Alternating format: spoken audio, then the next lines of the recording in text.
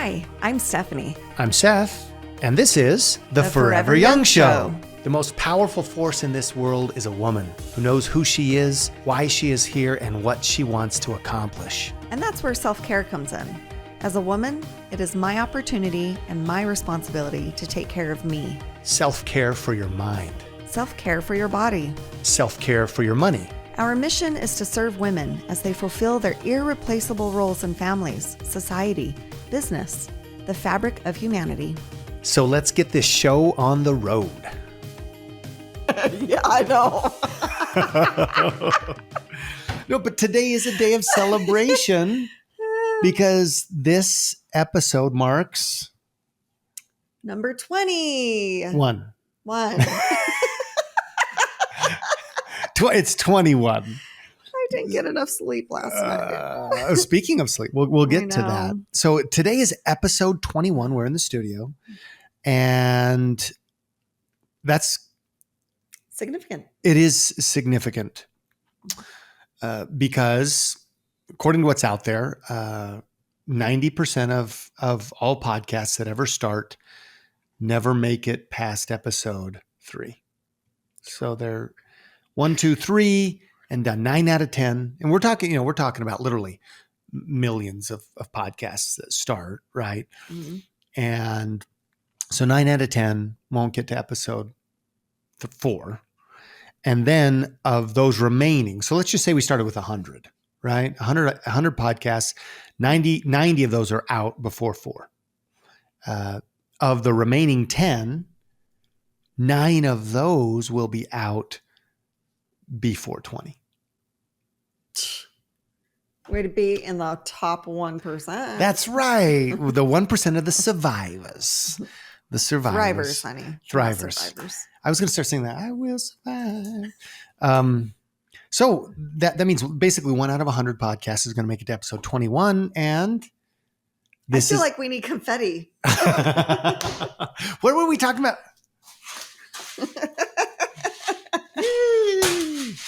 That's the girls' candy. I'm glad this did not break open. Nerds everywhere. And sugar from Sour Patch Kids. Okay. So that's the celebration. We made it to 21. And I didn't tell you about this story. I was telling some of our business partners about this story recently. How do you weigh in on Harrison Ford, by the way? He's not your favorite? Yeah. Okay. How do all y'all feel about Harrison Ford? Drop some comments or drop an email to us, theforeveryoungshow@gmail.com. And let us know what you think about Harrison Ford. This is a Harrison Ford story, but maybe I wish it were somebody else's story. So when he went to Hollywood in the 70s, apparently there was a lot of people there. Like, as you can imagine, everybody's there to make their fortune in movies in the silver screen. And so everybody's just hustling. Everybody's hustling. And so Harrison Ford apparently said, I quickly realized that everybody here was here to win fast. They were here to make it quick. And so he said, so I decided to take a contrarian strategy. And that was, I'm going to outlast all of these people. Mm. So he found a job that could sustain him, a profession while he was getting his acting career together so it was sustainable. Right. So he became a carpenter. I didn't know that. I didn't either. I asked some of our business partners recently. I was online on a webinar, and guess what? They're like, "Oh yeah, he was a carpenter." Like, I had no idea. I love Harrison Ford. Anyway, just so happened. Did you just yawn? No. I think you just yawned. Maybe. I know that that's more an environmental thing about what we've done in our day and has nothing to do with my story. I plead the fifth. So I'm going to start speaking, just like some people listen on 1.5 or 2.0 speed. So what Harrison Ford did, then he got a job and he became a carpenter. I didn't yawn. Oh, I see. I got that. It's loud and clear. So he becomes a carpenter, and he was actually known as the Carpenter of the Stars. He started working for a lot of the mainline, big name actors. It just so happens he was at an actor's house working on some project, and are you really that tired? Yes, I am. I really am.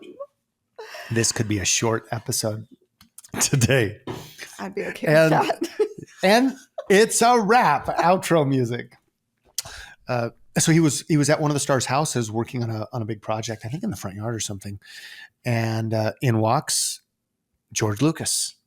And they were doing readings for a movie called Star Wars. Dun, dun, dun, dun, dun, dun, dun, dun, dun. And George Lucas said, "Hey, do you want to read with us?" There were like 300 people that were reading parts. Couple of months later, he gets a call and says, "Hey, do you want to, would you like to be a Han Solo?" Wow. Yeah, powerful. So part of our strategy here is we're just going to outlast. We just outlasted 99, right? And we're going to keep on putting out great content. In fact, we want to share this message came through to us this week. And wow, this hit me in the heart from this listener. You too. Your podcast needs to be in thousands of years. Wow.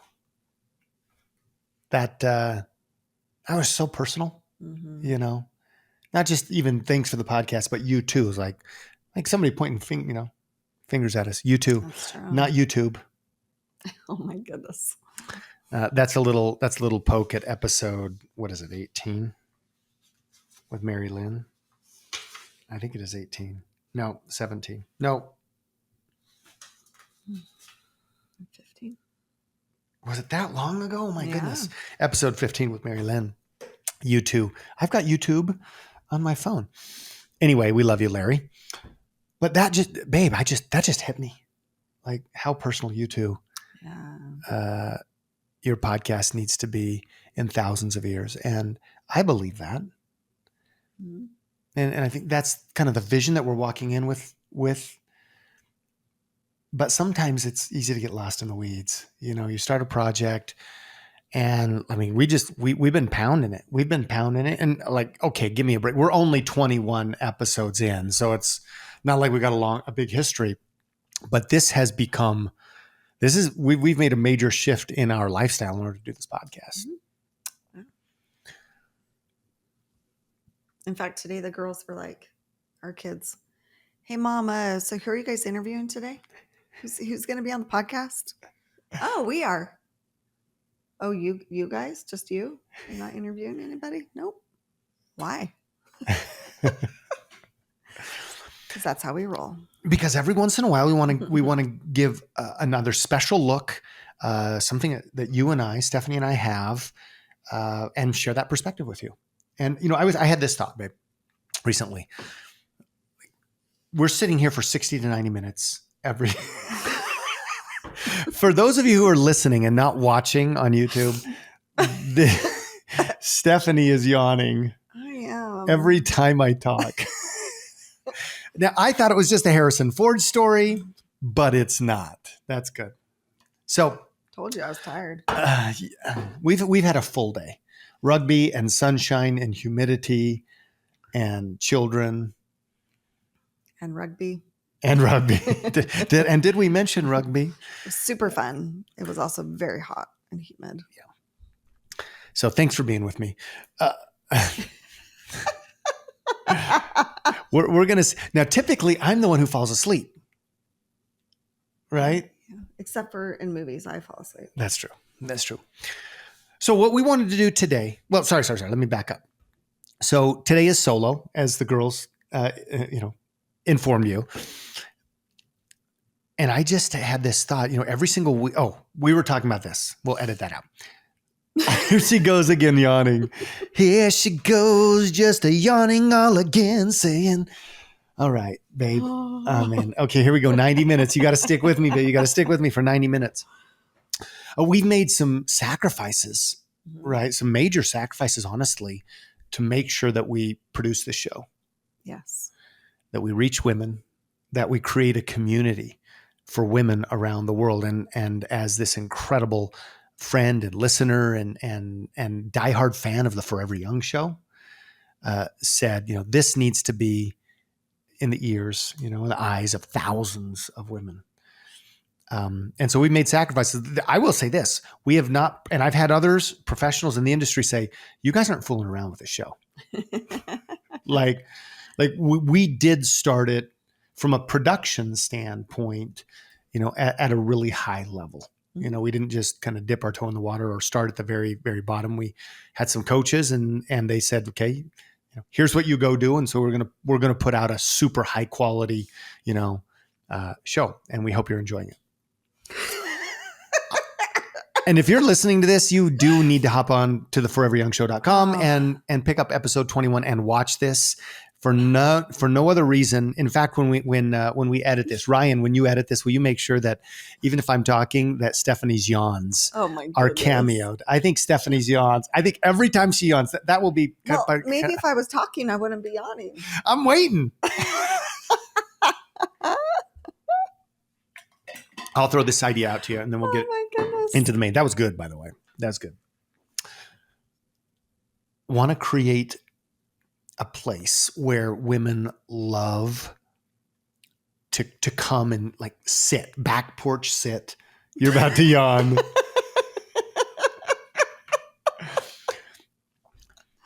So that we can bring a conversation of the utmost interest, importance, excitement, need, right? Inspiration, opportunity, invitation, like all of those. Every single week that you can count on this community and coming here and being with your best friends, right? You and me, right? Those incredible guests that we've got on, right? Yeah. Who are friends of a community. In fact, we just heard, we've been, we're not going to announce who this is yet, but we reached out to semi-celebrity, right? In her field, definitely, that we saw and hadn't kind of heard back from her. We're I was like, okay, she just ghosted us. Okay. But come to find out, she didn't really use that messaging platform that we were reaching out to her on very often. And so when she did get that message, she's like, I love what you guys are doing. I love what you guys stand for. Yeah. I want to be a part of the show. So that's coming. It's exciting. In a few weeks. It's exciting. So let's join this conversation, no matter where you are today. And so we want to celebrate this episode. And if you are relatively new or you haven't been here at every episode and you'd like to actually hear Stephanie's voice. Hi. We're going to give you a mashup of some highlights of our and some of our thoughts about the 20 episodes that we've put out here. So that maybe if you're just picking this up recently or you weren't here from yawn number one, you're going to start making me yawn. If you are driving, we have to give a warning. If you are driving right now, this podcast may not for you. may trigger yawning and sleep. You're doing this because we did episode 19 with Dr. Catherine Darley. I know I'm giving a little spoiler here. You should have been yawning during hers. You should have been yawning during hers. We talked all about sleep. Well, let's start at episode 1 and just jump in and talk about who we interviewed, why we did this, maybe a snippet or two, and we'll just roll and hope you really enjoy. And even if you've listened to every single episode, maybe you'll hear something today, some of our perspective, and you'll want to go back and listen to that, or we'll tap some little synapse in your brain and you'll say, my friend Becky needs this. My friend Sally needs that episode, right? She's going through, she's in the middle of that right now. So episode number 1. Me. And dun, dun, dun, dun. This woman was at a function and they were going around saying all their professions or the things that they've accomplished in their lives. And she was like, I was really disappointed to hear so many women say, I'm just a mom. And so she challenges you to change that. to boldly take that on as I am a mother, you know, because mothers create the foundation of human beings, Society. as a whole. Yeah. Life. Episode 1 was up close and personal with my co-host and co-producer, Stephanie Mulder. Stephanie. Yes. Now, I did not want to be the first one, but Seth talked me into it. He did have a pretty good argument here. And so I gave in. And so, yeah, we had a nice discussion. He asked me a lot of questions. Probably talked about some things that we actually haven't talked about. I got very personal and vulnerable. I think I even shared one or two things that maybe I've only shared with like one other person. And really felt like it was important to be that vulnerable. Because I know that everybody has been on a journey. Everyone has a story. And even if it were to just help one person, then it would be worth it for me. Seriously. So fake. That was a yawn, by the way, if you're listening. I'm laughing at you because you're like laughing hysterically about this. I just thought it was funny. Yeah. So, yeah. What were one of those, do you remember one or two of those things that you maybe never talked about? I remember we got pretty up close and personal, right? Yeah. In a way that maybe you are a very vulnerable, you're excellent. You have a skill at expressing vulnerability when you communicate with people. I think that's one of the reasons you're like I say you're like their secret weapon for the business, right? As we work with people, is because people get an authentic relationship with you and you can connect with them really easily. Yeah, I'd say I'm pretty good at that. And I mean, I've been through a whole lot in my life. And so I feel like, well, I know what it's like to be in a lot of situations myself.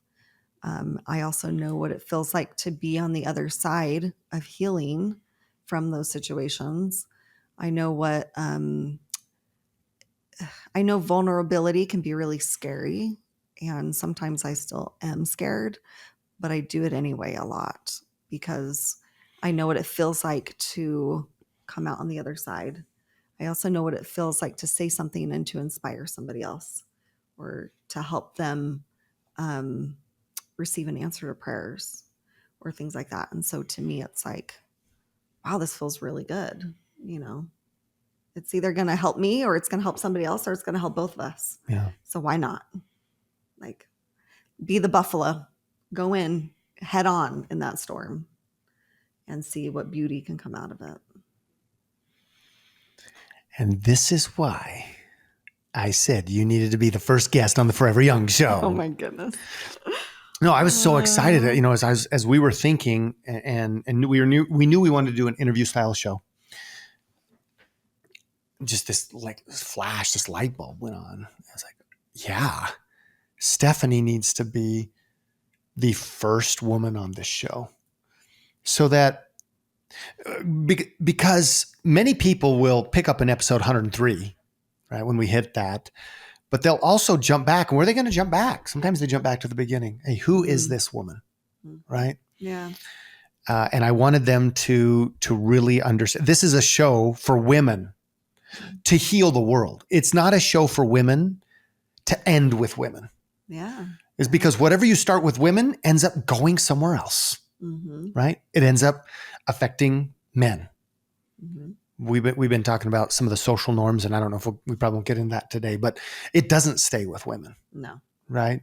Women really, as important as every single person's role is in a family unit or in a societal setting. Absolutely. it doesn't stay with the women. It emanates, right? That's why the earth is Mother Earth, right? Because everything grows from there. It doesn't go in, right? Yeah. So I knew that they needed to see, this show, which is for women, for the world. Who is that woman that's kind of really at the heart of this? I'm the resident male here in the show for women, as I remind us every episode. I love this in the show notes or the description on online. It says, want to do a deep dive with my co-host, best friend, business partner, and lover. Did I just say that? I bet you never read that, or did you? Notice she is not yawning now. Oh my goodness. Here's one thing anything else about episode 1? Well, honestly, I think that episode 1 was exactly what we're talking about in what I've expressed in a way of, I absolutely did not want to be the first person to be interviewed.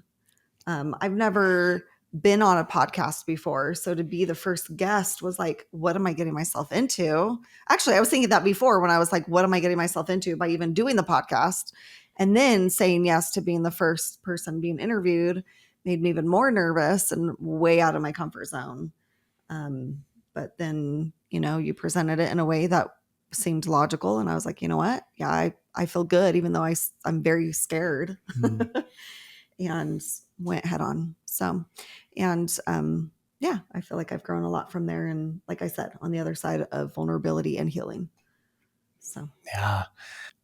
And this is a message to every woman listening. Like, you're on the journey with us, right? We've had friends who've commented, wow, you guys are growing, right? Stephanie, wow, I've seen you grow so much.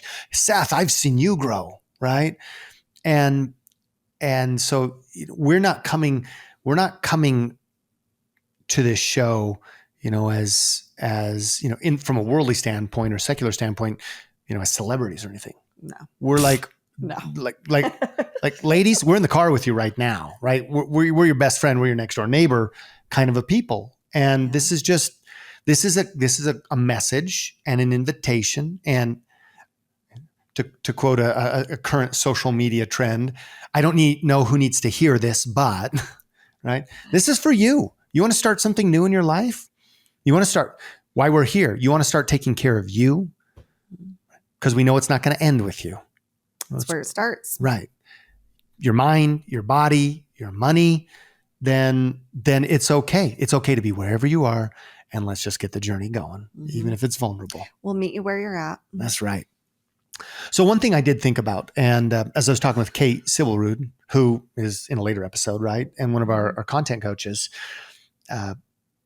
this is a subject, she being a single mom, right, that is super, super prevalent, and which you may see more content from us. By the way, tell us what you think. The Forever Young Show @gmail.com. What do you want to hear? What do you want to talk about? Do you have a recommendation of someone you'd like to be on the show, right, and why? But this is a question that we will answer on episode 1. What does finding a new love after divorce look like? And how do you break out of those previous patterns? We're not going to answer it right here, but it's answered in the, I knew you were like, I'm like, oh, the wheels are turning. I didn't, we did not cover that in the pre-show.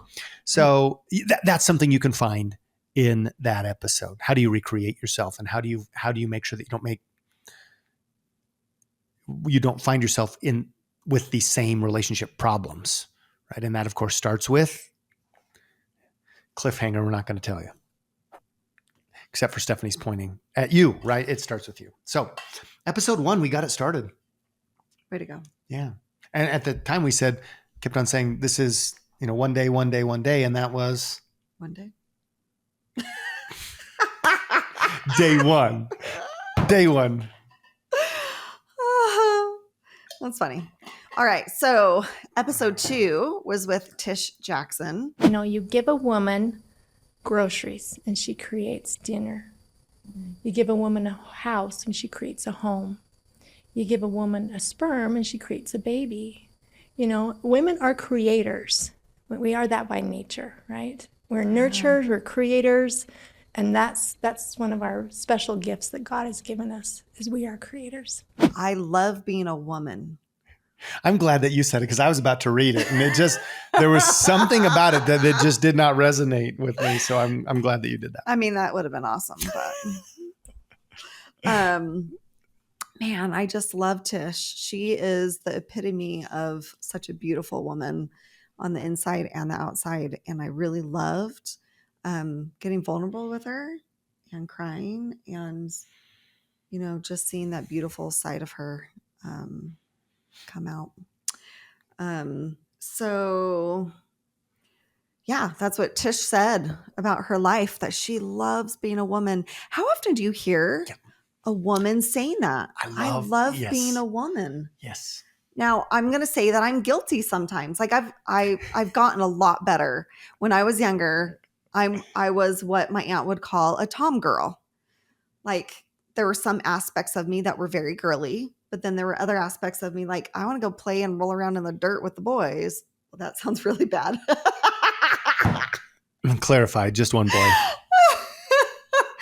I meant when I was little. I know what you're talking about. Like, hey, I want to go play in the dirt. Yeah. Like some really fond memories of camping with the cousins, and we'd all go, hang out and just go do stuff in the dirt, go play. And I loved it. Like I wasn't one of those, I wasn't like a tomboy because like, there were still really girly aspects about me. But there were also other aspects that other girls would be like, I don't want to do that. I want to do hair and Barbies. And I'm like, solely. But did you do hair and Barbies? A little bit, not a lot. Anyways, I don't even remember why I was saying that. Oh, you're talking about being a woman. Yeah. Loving being a woman. And the more I learn about the beauty of being a woman, the gifts from God of being a woman, growing up and becoming a woman, and just all the beautiful gifts that come with that. And the love, like one book that I've read is God Comes to Women. And that really gave me a new perspective on how God looked at me as a woman and how beautiful that was. A lot of times I feel like people degrade women, or even women themselves will degrade their role. Well, I'm just a mom. Or I'm just I'm just a homemaker. I'm just a stay-at-home mom. And that book and the other book that we recently referenced in one of the last episodes, I Am a Mother. Oh, I'm a mother, yeah. And those two books have really helped me to realize even more so, like totally up-level the fact that I love being a woman. But before that, when we did that interview with Tish, wow, it was so powerful. So powerful. Well, and we want, like the way I look at womanhood, right, from a creation standpoint, is women are they're not second rate. There's a great song by Keith Urban, right, called Female, where he talks about all these roles that women have, and also kind of like not the balance, but the opposite, right? Like, were you second, women, are you second rate, or are you God's crowning creation, right? Yeah. Was it Adam first, and you're second, or are you the crowning creation? It was the best saved for last. Right. And I just think, again, when you ask Tish about, what do you love about life? I love being a woman. Just there's so much power and purity and truth and intelligence. It's just like, wow, this woman is happy and loving being her, right? In all her femininity and the various roles of mother and wife and grandmother. And before all of those, woman, individual, person, right? Well, and being a friend and being a servant leader, all that they're doing with Hearts and Hands for Humanity in Africa. and seeing how much, when I went on that volunteer trip, humanitarian trip, how much we got to serve the women and connect with the women. And all they wanted was a smile and a hello, a wave. And that lit them up, to be noticed. Mm-hmm. So beautiful. In that episode, there's an incredible story of a Civil War relic that you gotta, if you want to check that. It's super important. Yes. Kind of internal. What's inside of you. I won't give the spoiler, but go check out the door story in episode 2.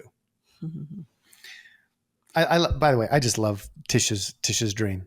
My dream one day is to have land in the country where all my kids and their families can live close, and we can raise 1 million puppies. That is so Tish. Yeah. All right. So episode 3, my mom can do anything, so can I. And that was with Am and Fa. When I drive in car, she was like a baby. I don't have anyone to look after her. Yeah. She's like drink milk here. Yeah. And I brought driving the car. And my car is not automatic, I have to use like manual. Yeah. You're driving a stick shift. Yeah. And like that. Do like that. You're driving a stick shift, nursing a baby, Yes. and making a U-turn. Yeah. You're still the party girl. We recorded this one in Bangkok, Thailand, and I just love them. They're like family.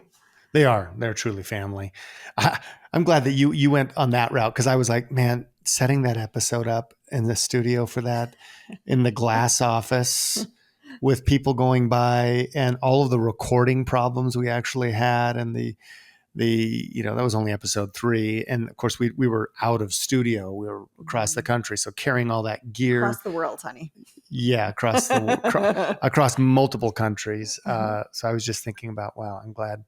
If we ever did that again, I would change how we did that. But incredible mom and daughter story, right? Yeah. Yes. Living their car, literally having virtually, almost nothing, to running a multi-million-dollar business now, traveling the world, inspiring others, and so giving, and humble. Yes. I think there's one story about her son, Aunt's son, Yes, and Fa's brother that you've got to go check out. That's probably one of the bigger things that actually impacted me while we were doing the interview. Basically, without spoiling the story, the power that you have as an authority figure in this case, your children's lives, to, in a sense, I'll say predestine them, right? To accomplish great things.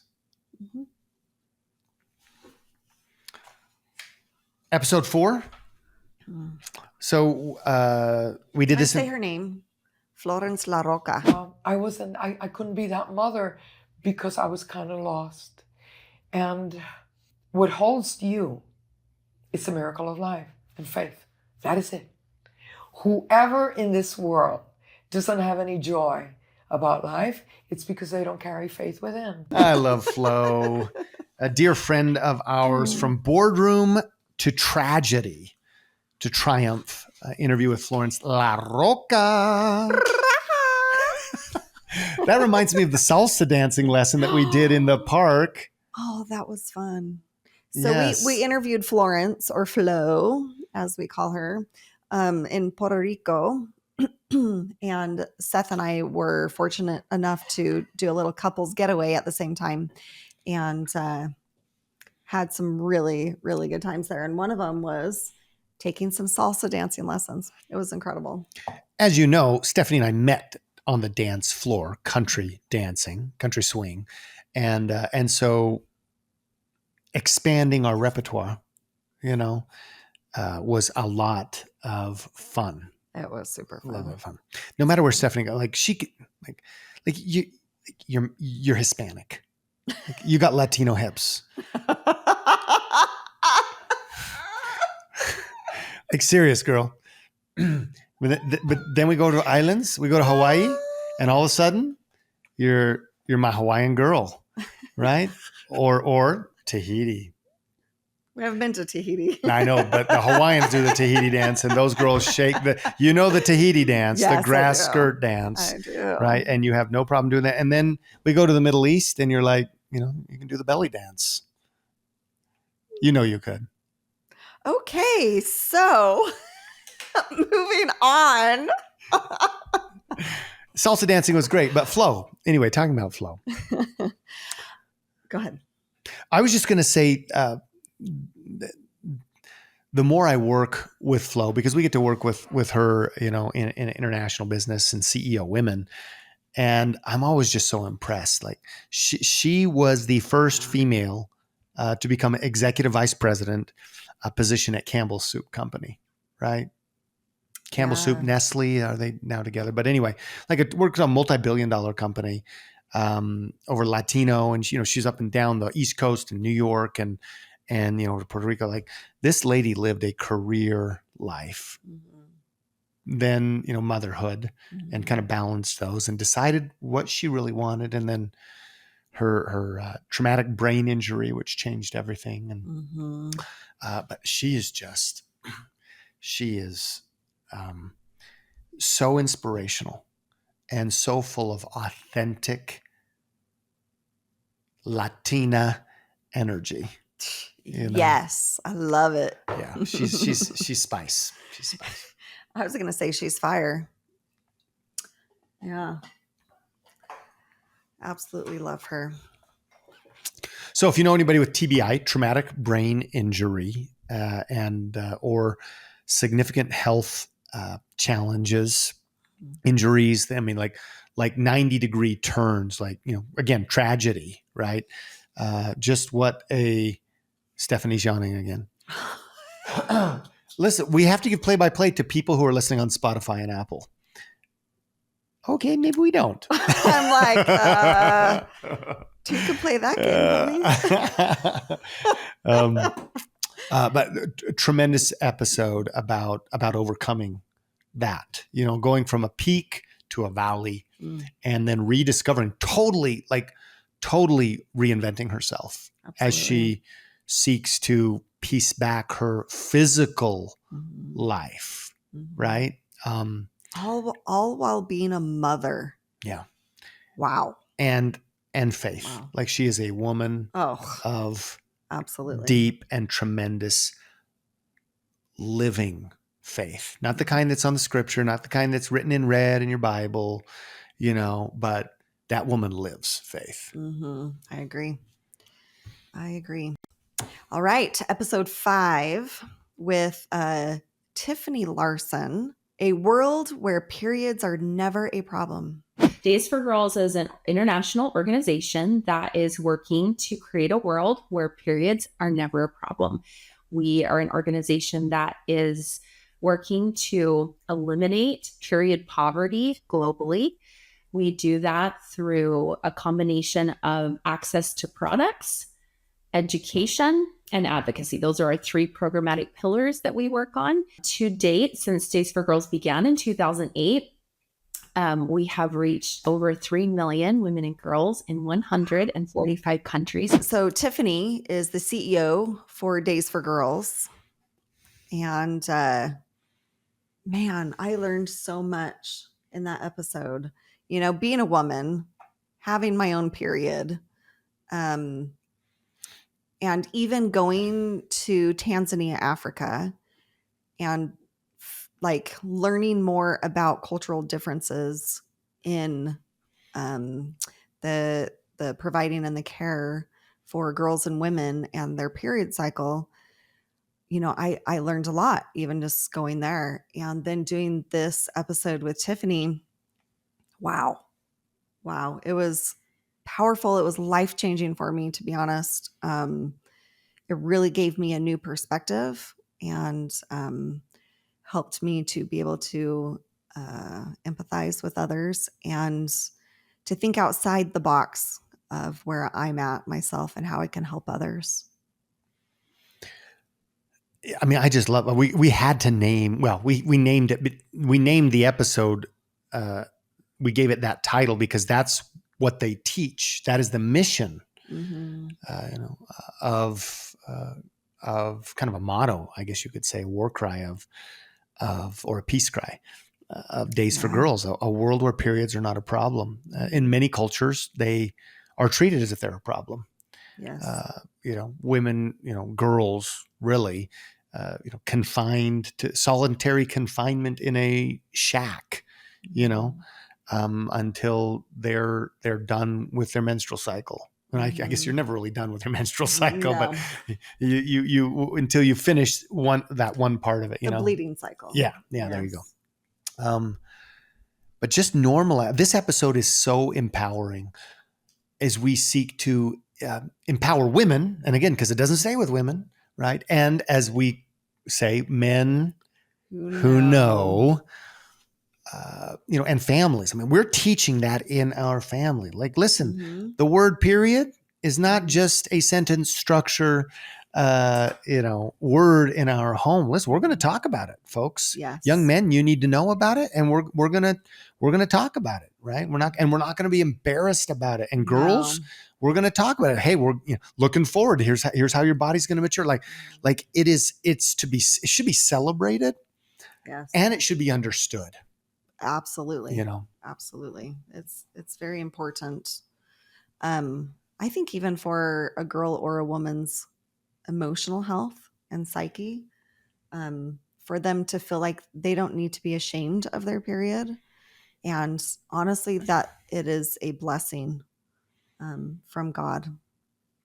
Something that we didn't talk about, I don't think, because we were talking about, the mission for Days for Girls and all that they're doing around the world and the incredible impact that they're making on generations. But one thing maybe we could even talk about in the future is how, go more in detail about the period cycle and how this reaction on my face is wow, that's a great idea reaction, not it definitely did not look like that. Oh, no. It was more of a, No. My brain was already turned. I'm like, oh, we're talking about a clinical approach to the period. Yes. And, because for most of my life, I thought that, cramping and bloating was normal. Here I am, I'm already almost 41, but I just found out a few years ago that it's not. That actually means that there's underlying issues. Anyways, so I was just thinking about that since we were talking about Days for Girls and how if I can help other girls and women learn about these things sooner so that they can help take care of their health sooner, yes, let's do it. So that episode 5 was really about the societal interactions and environmental, cultural approaches to the kind of the societal psyche surrounding periods. We are going to get into an episode really about just about understanding the physiological side of periods, maybe in ways that we didn't know. Hey, you got a body, might as well find out really how it's supposed to work. And again, you've been in that menstrual cycle for decades. Yes. And still learning Tell about me it. About right? it. Yes. Still learning about it. Even, just working with a hormone doctor and really getting to the root of things and the nitty gritty, maybe we could ask her to come on. Oh yeah. Dr. Jane. Help talk about it. She's absolutely incredible and knowledgeable. And anyways, love to have her on here. But yes, how that could have really changed me or even other girls and women that I know, how it could have really helped. Some girls miss school because they're in so much pain, they can barely function, so I think that would be a good one to talk about. Yeah. Love it. Love it. Awesome. Episode 6. So while I was going through the divorce process and I was young, I had so many people comment, especially within, my church friends, that were just like, oh man, Stephanie, you're going to be snatched up so fast. I give it a year or less. Like, you would not believe how many people said that to me. They're like, you're beautiful, you're energetic, you're fun, you're young. You just have so much to give. This one was interesting to me. I'll tell you why. So vulnerability, submission, and giving it to God's timing. Starring, well, there was no star. It was just you and me. I thought you were going to be like, kind of go into it like the Forever Young show with Seth and Stephanie. That's right. I remember when we sent that episode to Kate, Sybilrud, and said, what do you think of this episode? And she's like, oh, I love it. Right. And I love it when you talked about submission. Right. Which I was shocked. Okay. Why were you shocked? Because I don't know. A lot of women they don't like that word. Yeah. Submission.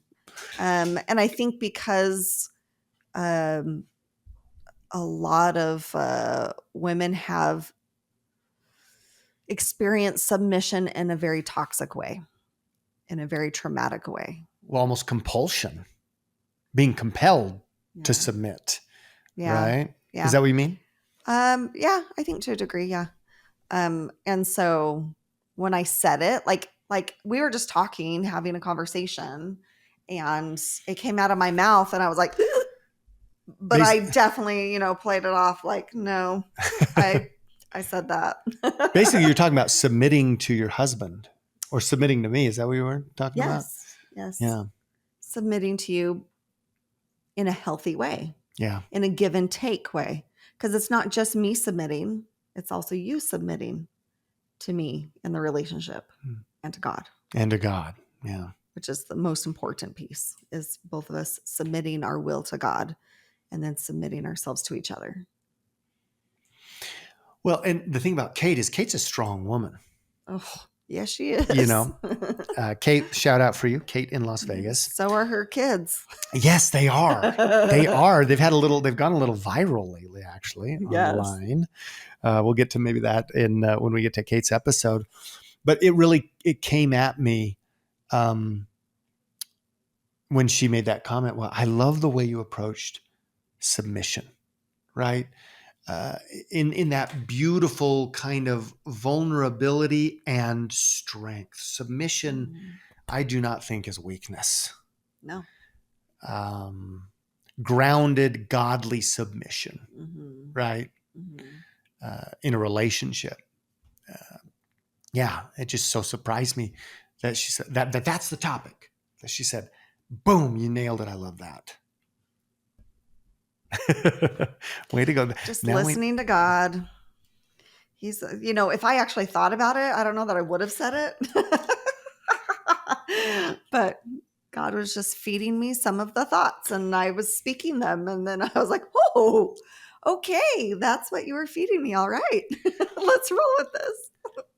So this brings up, I've been kind of poking my nose into some, content out there. And I think you, if I'm not mistaken, were talking to me about this recently, about masculinity and femininity. And, we each of us, I truly believe that, like, as a man, obviously I have masculinity or masculine character, but I also have, I came from I came out of a woman, right? Wow, that was interesting. My mom, like there's a DNA share there, so there are softer parts, right, of men and vulnerability. We might call it, your feminine power. I honestly, I don't know how to put that. You could, because women have a masculine power, don't you? Or a masculine side to them. Yeah. Yes. Yeah. Yes. We all carry both. It's which one are we residing in? And it's really important for that give and take in a relationship for a woman to reside in her feminine power and to not cross over and take over masculine power too, because then you have to make a choice of how am I going to be? And it can be. Oh, you mean me? Yes. Me as a man. Since we're in a relationship. Newsflash. We are in a Oh relationship. my goodness. And let me tell you, it's a good one. Yes. Anyways, there's some roles there, and there's beauty and power in both the man being firm in his masculinity and the woman being in her femininity, and also possessing a little of both, and using them in the right way at the right time. And it can be very supportive of the other role when you do that. Yin and yang, Mhm. right? Like the sun and the moon. I mean, I know that's not, maybe I'm speaking more metaphorically, but yeah, ebbs and flows, Yep. right? Yep. I think that's such a deep subject that I'm still trying to understand myself. Well, Right? there's somebody that I'm going to ask if we can do an interview with on that. And, it might end up needing to be 2 episodes because that could really be a big one. So I'm still, seeking to understand that. Hey, I'm a man. I know that I'm a man, and I know you're a man too. and neither one of us are yawning right now.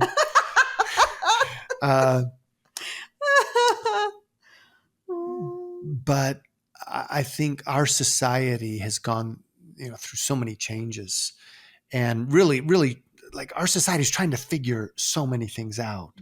For example, we've got a huge shift, in the last several decades, with the LGBTQ movement and, transgender issues and people. And I say that not to jump into that. That's many subjects, but that there are obviously a lot of questions, confusion, trauma, friction, right? That individuals are experiencing in understanding biology and also character development or masculinity and femininity. You were saying something recently about what were you saying about that subject? I walked in on you listening to, I think, somebody who you're going to invite on the show, but just talking about how, you have some masculine traits, right? Sure. Yeah. But being in a relationship with me now, and you're not a single mom anymore. Yes. How do you think that changed when we got married, by the way? Oh, it absolutely relieved me of a lot of things because, I used to, I don't know that I would say joke about it, but sometimes I used to even, say to myself on Father's Day, Happy Father's Day, or say to my other single mom friends, Happy Father's Day. Not necessarily because they're a man, but because when you're a single parent, you take on both roles, especially when your children are in your home. Yeah. And I think that's one thing that I was listening to a podcast recently, and she was talking about how frequently when we have a single mother and she's filling the role of the father, whether, he's absent or just, when she has the children, she has to provide, which typically, is a masculine thing. Providing, whether it's food or, anything, shelter, clothing. Mm-hmm. Well, the woman has to step up and provide that for her children. Which you were doing. Yes, you have to be the protector when they're with you. There are a lot of things that you might share and do sometimes, but really, typically the man is the protector. Well, and if you're a woman mother, and as growing, and this can change in different regions, and the numbers are different depending on your ethnic background, but so many mothers are not just that when their children are at home every other weekend, or gone every week. It's like many of those men are not checked in. Yes. Right. Yes. And so there may be those extenuating circumstances that were kind of the rarity, maybe in generations past, are becoming less rare. Absolutely. So that all hats, happy Father's Day, moms, those numbers are rising. Yes. And so this woman in this podcast was talking about how, so you take a single mom and she has to step into the masculine and the feminine role. And sometimes she may go really far into the masculine side. And so it's harder to find a man who is willing to accept that unless he's more of a feminine, taking on more of a feminine role, which in that case, then you really aren't getting what you want, because you want a man who's going to take care of you and provide for your family and protect you. And I don't know. Am I making sense here? Well, yes. And boy, I mean, like and again, it could be an episode. We would love to know what you think. Like what we're talking about here, does this resonate with you, or does this tick you off? Right? Again, our society is changing, and many of these traditional roles are changing. By the way, like women have been involved in protecting.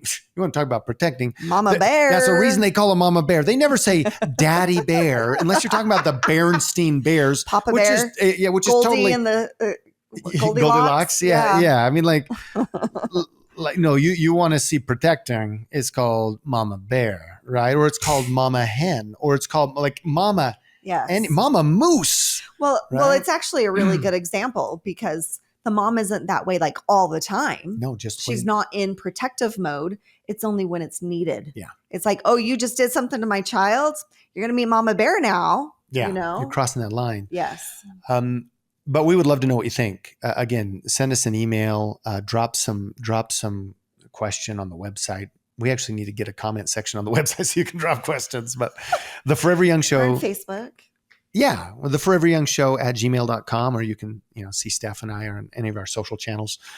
Does this make you mad as we're talking about it? Because I know some people are going to be mad. Let's have the discussion. Again, this is a discussion with your besties right here, whether we agree or not. But we want to bring these issues, a valuable discussion to you. Yes, this makes total sense to me, Steph.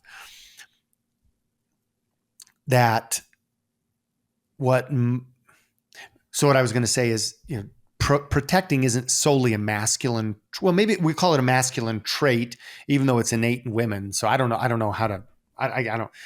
Yeah, every mother has that Mama Bear in her, but I think what many women are finding is we'll just talk with the women we know. Man, those women are looking for they're looking for a man that will be a man. Yes. Even if they're, like even if you're a woman who say you have a career and you don't need a man to go make money because you need it. Yes. But maybe you would like not to be working 80 hours a week. Right? Well, the beautiful thing about having a relationship with a man who is willing to take that on and gives you permission to step into your femininity more and not devote so much time and energy to masculinity is you get to choose at that point. Yeah. It's not, I have to do this. I have to fulfill these roles. It's okay. Together we will choose, if I'm going to need to be doing this or if I want to do this. Instead of I have to do this to survive. And women have a drive also to create. That's that's in one of the later episodes with Momo. Yes. Cheesecake, the cheesecake queen pin. Somebody commented, I called her the king pin of the Cheesecake Mafia, and somebody corrected me and said she's the queen pin. I love it. I love it. But how she wanted to create she loved being a mother. There was something about and having an outlet to create, and that's what spawned Momo's Gourmet Cheesecake, the business. Yes. Right? Yes. So, boy, we could jump into masculine and infinity and masculinity, femininity discussion. More to come on that. Let us know what you think about that. Holy cow. So, we were going to try to make sure we did 3 minutes per episode. I think definitely we're filling that. Okay, so episode 7 was Cycle Breakers, From Trauma to Triumph, interview with Patty Boam. And I wrote down this list of who I think I am. Started with, I am a daughter of God. The second one was, I am a woman of faith. I won't tell you my whole list, but I took each one of those and I spent a week writing, journaling about them, what that meant to me to be a daughter of God. And it has been transformational. I didn't want to hurry through it because I do have a tendency to, okay, I did that, let's move on, especially with grief, because you don't want to stay in it. And guess what? It's here to stay. Grief is the price we pay for love. So Patty is a certified holistic health practitioner. And from a mentor standpoint, I'm speaking personally in my own life, women mentor outside of you, my wife, right? Yes. Sage wisdom. Like she's top 5 of all women that I've ever encountered, and that I would entrust my vulnerability and, and asking. She found me. We became friends, and she and her husband Curtis, when I was in a very vulnerable position, as a single dad. But so she's a holistic health practitioner, health coach, life coach, herbalist, and a published author, including her book, From Trauma to Triumph, which you have read. Yes. Beautiful. It's a really short read, which I appreciated. But each chapter was so full of wisdom and experience that I really, I took it one chapter at a time, where I'd read one and really process and take that in before I'd go on to the next chapter, a few days later. It's partly because of how my brain works, but also like there was just so much there. It was beautiful. Yeah. So Patty lost her husband of, was it 30 years? I don't remember.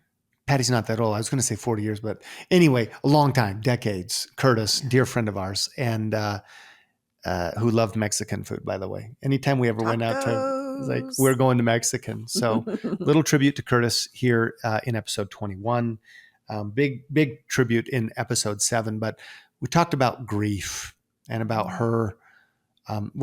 That episode's also about, or at least the VIP segment. If you're not part of our VIP, by the way, make sure you get to the website, theforeveryoungshow.com, splash page there, the landing page, sign up for our VIP. We share some private content. It's not paid. This is free content, but we reserve it for our VIP members. So we had a little chat with Patty in the VIP episode where she talked about like prescriptions that went bad, right? Nearly sent her off the deep end, as she was dealing with grief, which I think is actually really interesting. We always that's one of our patented questions that sometimes we get to it or we don't get to it, but like that's on the form to talk about, well, how do you feel about current healthcare system, and how can women navigate that, and empower themselves to make decisions. And she has just a great story about that. So. Yes, and the biggest heart. Absolutely. Another thing about Patty is, as strong as she is and as vulnerable as she is, as strong as she is so incredibly humble. Yes, she is. I was taken back when after we had published this episode, several episodes later, I don't remember when it was. It might have been McKenna's episode. In fact, I think it was the very next episode. Are we done with this? Well, maybe this is the segue. The next episode, episode 8, I think Patty sent me a message or sent us a message and said, that really helped me. Yes. Yes. She is, I will say has absolute expertise in trauma response, healing from trauma. And yet she said, wow, grief. I listened to this next episode, grief. Yes. Oh, the best quote, maybe one of top 10 quotes from this entire show, first 20 episodes. Do you remember it from her? We talked about grief, and she said, grief is the price we pay for love.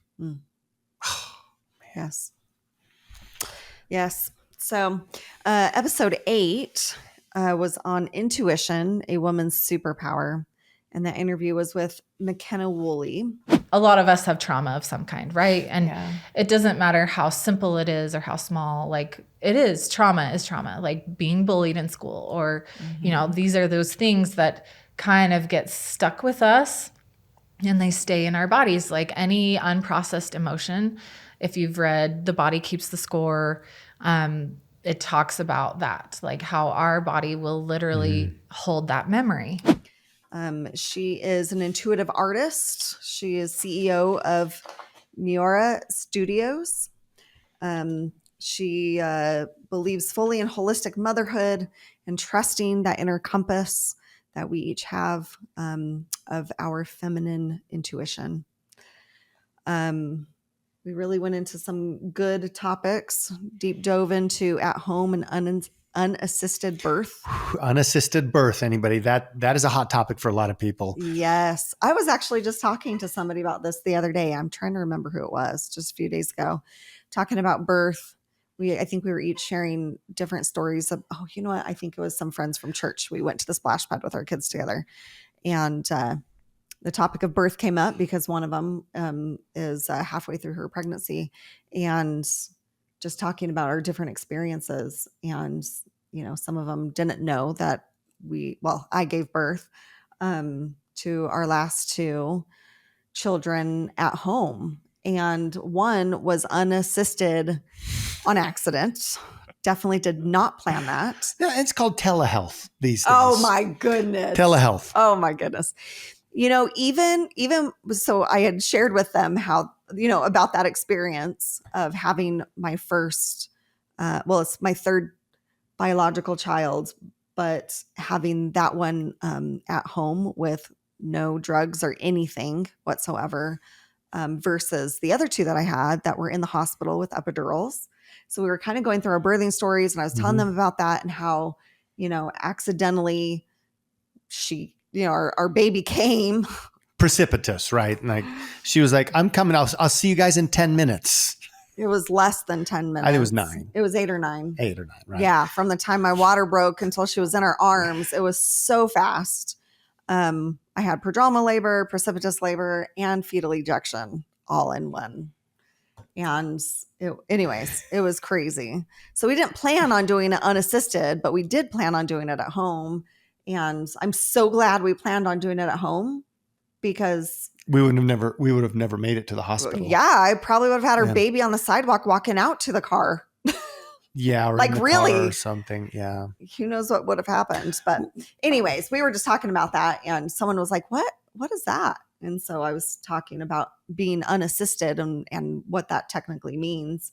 And they were like, what? Oh my goodness. And I'm like, no, we did not plan that.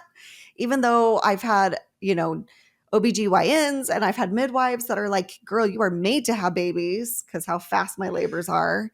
I was like, I will never go unassisted on purpose. I personally don't think that it's safe. What if something were to happen? I would never forgive myself, ever.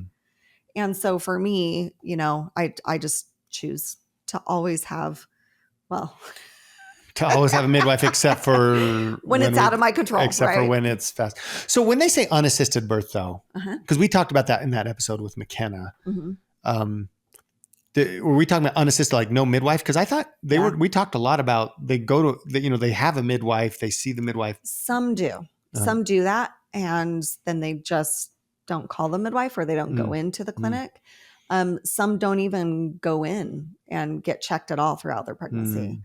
For me, it's like, yes, you know, many years ago, we didn't have all the luxuries, but at the same time, like, if you can make sure that everything's going well, sure, why not? Like, do everything you can to make sure that it's a healthy pregnancy. You know, like I was anemic with one of our 1 out of 4. And if I didn't go and have my blood work done, I don't know that I would have known that. Yeah. Well, I think that many people, if we just cut it down the middle and are very general, you've got a small, albeit smaller group of people who are like, we really need to go back to the old ways. Yes. Right. And some of it is because there's nature there and they're driven for the connection. Right. Mhm. There's also an either fear or a disdain for what's happening on the other side, which is, women being super disconnected from their birthing process. Mm-hmm. For sure. Hello. Like, if there's anything you shouldn't be disconnected from as a mother, it's the mothering cycle, Yes. right? And Well, yeah, when you have medical professionals telling you exactly what to do with your body, like, hey, I feel like I need to push, my baby's coming. And they literally come in and say, don't push, the doctor's not ready. yeah. Okay, yeah, tell that to my body. Yeah. That's pushing her out anyways. I think there's just, and the advancements in, and I'm going to get, this is not my specialty, so I'm not going to go in depth there, but again, just kind of this, like a very Western side of modern Western medicine. Okay, lie down. Here's the position you're going to be in, Mhm. right? Maybe not the most practical, Mhm. and I don't want to say safe, but maybe, you know what I'm saying? Well, and don't you think if the mother is comfortable, then like her body is going to intuitively tell her what's comfortable and what's right for that baby to come in the best way. Yeah. And so if you're being told, oh, well, you have to lay on your back, you have to, have your legs up like this. Because there are different positions you can have your legs or your body to help the baby come out easier. Right. And so if you're constantly being told exactly what to do, how are you supposed to tap into that intuition from the get-go of, well, my body, I feel like I'm supposed to do this to make it better. Yeah. Right. Yeah. So I was, I don't want to say proud of you, but, super, I don't know if it came off this way, but I was happy to do home births, right? You were taking charge and making decisions not based on fear too, which I think is so, or well, that's what the experts tell me, right? And we talk about this on the show. You got to advocate. In fact, I literally just had a message from a good friend of ours, right, whose husband just had some serious health issues, and he's doing all right now. But it could have been very different.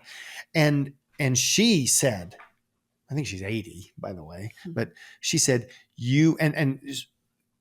so she has a PA as like one of the children's a PA and others a nurse.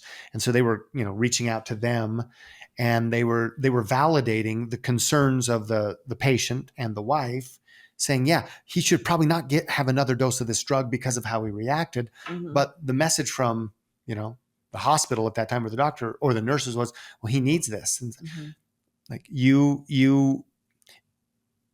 even if you're under care, it's still your body and you have choices. You have to advocate for yourself. And it was nice to have those family members who were in the medical profession saying, you have to advocate for yourself. You don't just put it on cruise control. So when you wanted to have home births, although I'd never had that experience, I'll tell you, that's one of the, like, if I laid down in my grave today, those were absolutely in the top tiers of amazing and beautiful experiences in my life.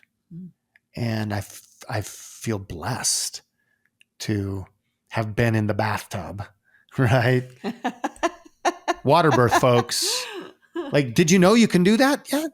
Like not in the hospital. No, not in the hospital. The legalities. But the baby's in fluid. Yes. So you're going to deliver from one fluid to the next, and they're going to get their first swimming lessons. Right? But to be there and to hold, that baby of ours with that, it is so impactful. And then to deliver that baby into your arms. I didn't say I delivered the baby, but to deliver that baby into your arms, to hold her, words cannot express the fulfillment as a father in my life. That is absolutely one of the top experiences twice, to do that. So, yeah, I love this whole, and you don't have to do that, but I think it's great to have the dialogue. And I think it's awesome that you can have this conversation with women because, again, we're kind of in this conveyor belt society. Not kind of. We are in a conveyor belt society. Hey, your kids are 6 years old. Get them off to school. If that's what you want to do, okay. But just think about it. You have choice. You have choice. There are public schools. There are charter schools. There are private schools. There are Montessori schools. I've been doing a little, I haven't told you about that, There's of course homeschooling, and there's like 10,000 different ways to do that. Yeah. There's private private tutoring. There's experiential. Let's just think about what you want to do, and don't judge maybe things that you're not super used to, like at-home birth, right, or whatever, until you maybe get some experience. And frankly, go talk with people who are in that genre. And not people who have judging that, not the critics. Go talk to people who are really in there, Yeah. Anyway. Yeah. One book that really helped me with home birth was Ina May Gaskin. I'm trying to remember what it's called though. Anyways, if you look her name up on Ina May Amazon, Gaskin's book, yeah, it'll come up. She's a pioneer for midwifery here in the United States. And I just learned so much in that book and very passionate about this topic. Absolutely. I love McKenna's little quip to you when you were at an art class of hers as an intuitive artist, and you were struggling with the art. And what did she say? Who taught you to stay inside the lines? Who taught you that you had to paint within the lines or stay within the line? What was something like that? Yeah. And you're like, oh. Yeah. This is exactly what we just talked about for the last 10 minutes. So we're talking about it with other things. Yeah. More in detail. Yeah. Yep.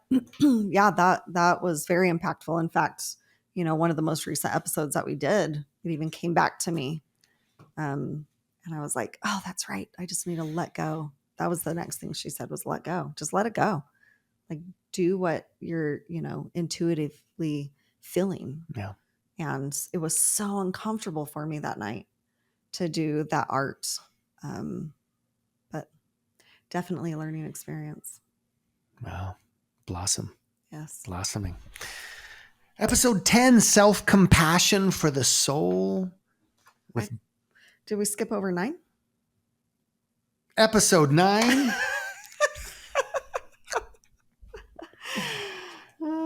We did it. So we did another solo episode, right? Every few episodes, we may be throwing in solos.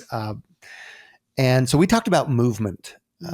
Obviously we talk about outside of your spiritual foundation, self-care, the 3 big areas that we're approaching on the show is, of course, self-care for the mind, self-care for the body, self-care for your money. And that's a lot. I mean, that's a lot to chew off. We could do 1/10 of one of those and just get super, super specialized. I was really taken back and also inspired by the women that were in that class.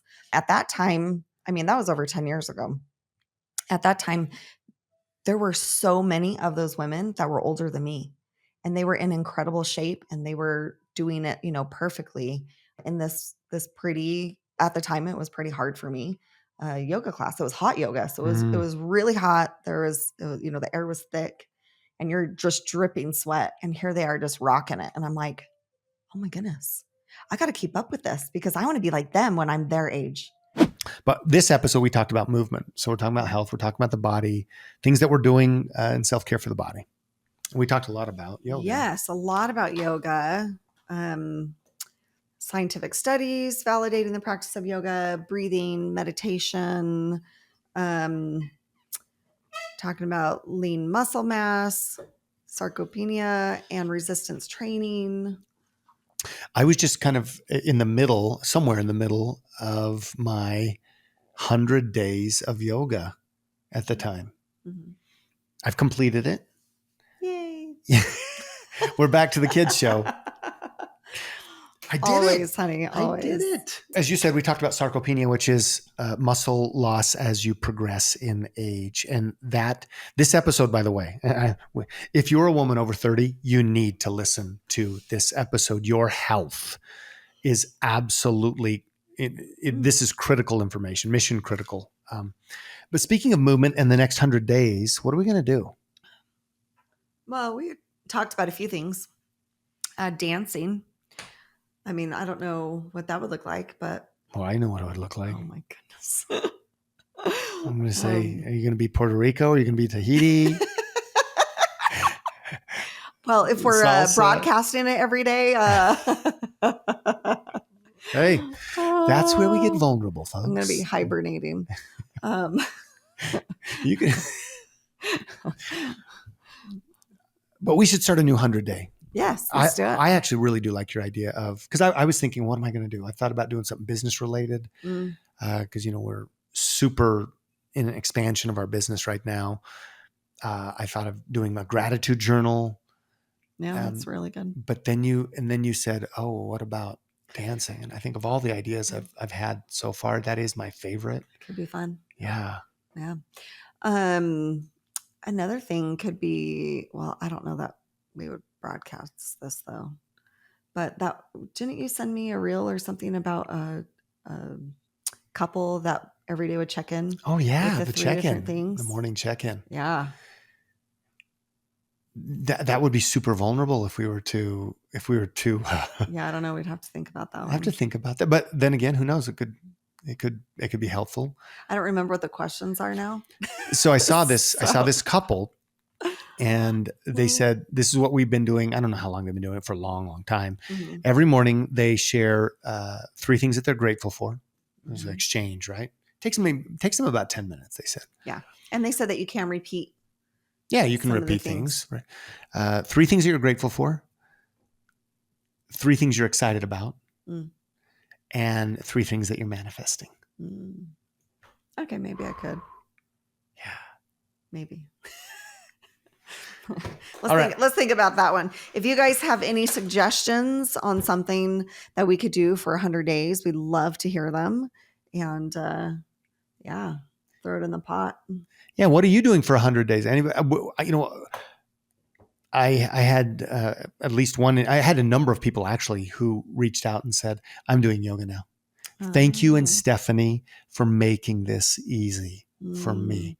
So honestly, if we were to do the daily check-in, because we're talking about things from our heart, like that would be a lot more vulnerable. But when you show vulnerability and you show a path for people, I have other people who, another individual who's, I believe in Thailand, saying, "Hey, thank you for manifesting this. This is what I'm doing to do my 100 days." So let us know what you're doing for your 100-day goal. Beautiful. All right. So episode 10. By the way, we're at an hour and a half right now. Yeah, we might. And we're 10 episodes. I don't think we can do 2. I think we have to.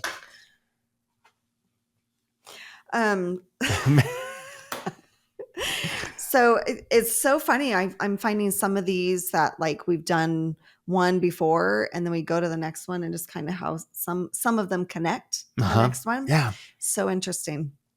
So with episode 10, that was with Brittany Crane, Get Out There Girl. Or as I called her, Get Out Girl. I wrote a workbook a couple years ago about self-compassion, and as I've sold, hundreds of copies, I've heard the feedback from women and how life-changing it is.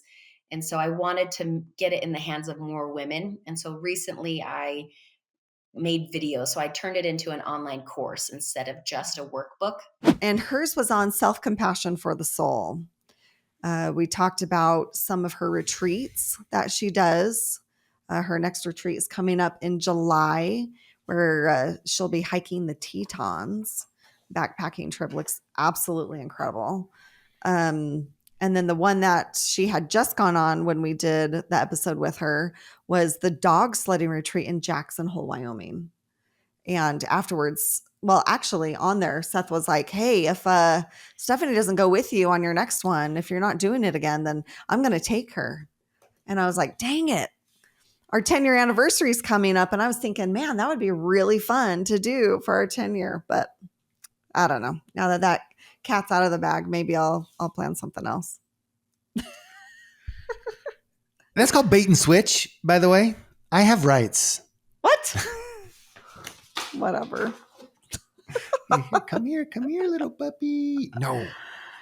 That would be an amazing trip. Yes. But she said the best time she's done that was in March, by the way, too. I did think about that. So let's just do our 10-year and then let's go do that as well. Okay. If she doesn't, we need to do it. If you don't go with the girls. Absolutely. Or how about I go with the girls and with you? Done. Let's do it. So she talks a lot about competitiveness because she's competitive. Also suicidal ideation. We jump into that in that episode.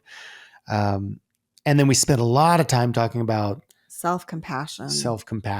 And her, Brittany has a self-compassion workbook. Yes, it is absolutely incredible. In fact, she just upgraded it to where she, when you sign up for it, you even get to do like a group check-in about it and discussion. And also she has some videos that she personally made. So it feels like you're going on this journey with her. And I absolutely love that. Absolutely love that. I think that's super critical. And that's a brilliant move on Brittany's part as well. Because the whole purpose is not to put the product out there or not to sell the product. It's not to write the book, right? Or to write the workbook. The purpose is to have people affect change in their lives. And the reality is that most coaching courses, only people who purchase like coaching courses or, a course to accomplish something, they only maybe 5%, roughly 5% of people actually finish the courses. Wow. So by adding everything that you can do to make it easier to grease the wheels, to grease the tracks, to make it easier for people. Instead of just having a workbook, okay, we sold it. Okay. Now we got the workbook with the accompanying videos. Now it's more of a guided coaching thing. Yeah. Oh, now we've got a cohort, right? We've got a group. You've got a community, right? We know that, 68 women are 68% more likely to accomplish their goals when they have community. Yes. So. Definitely. I definitely fall under that. Yeah. It's huge. So awesome episode with Brittany.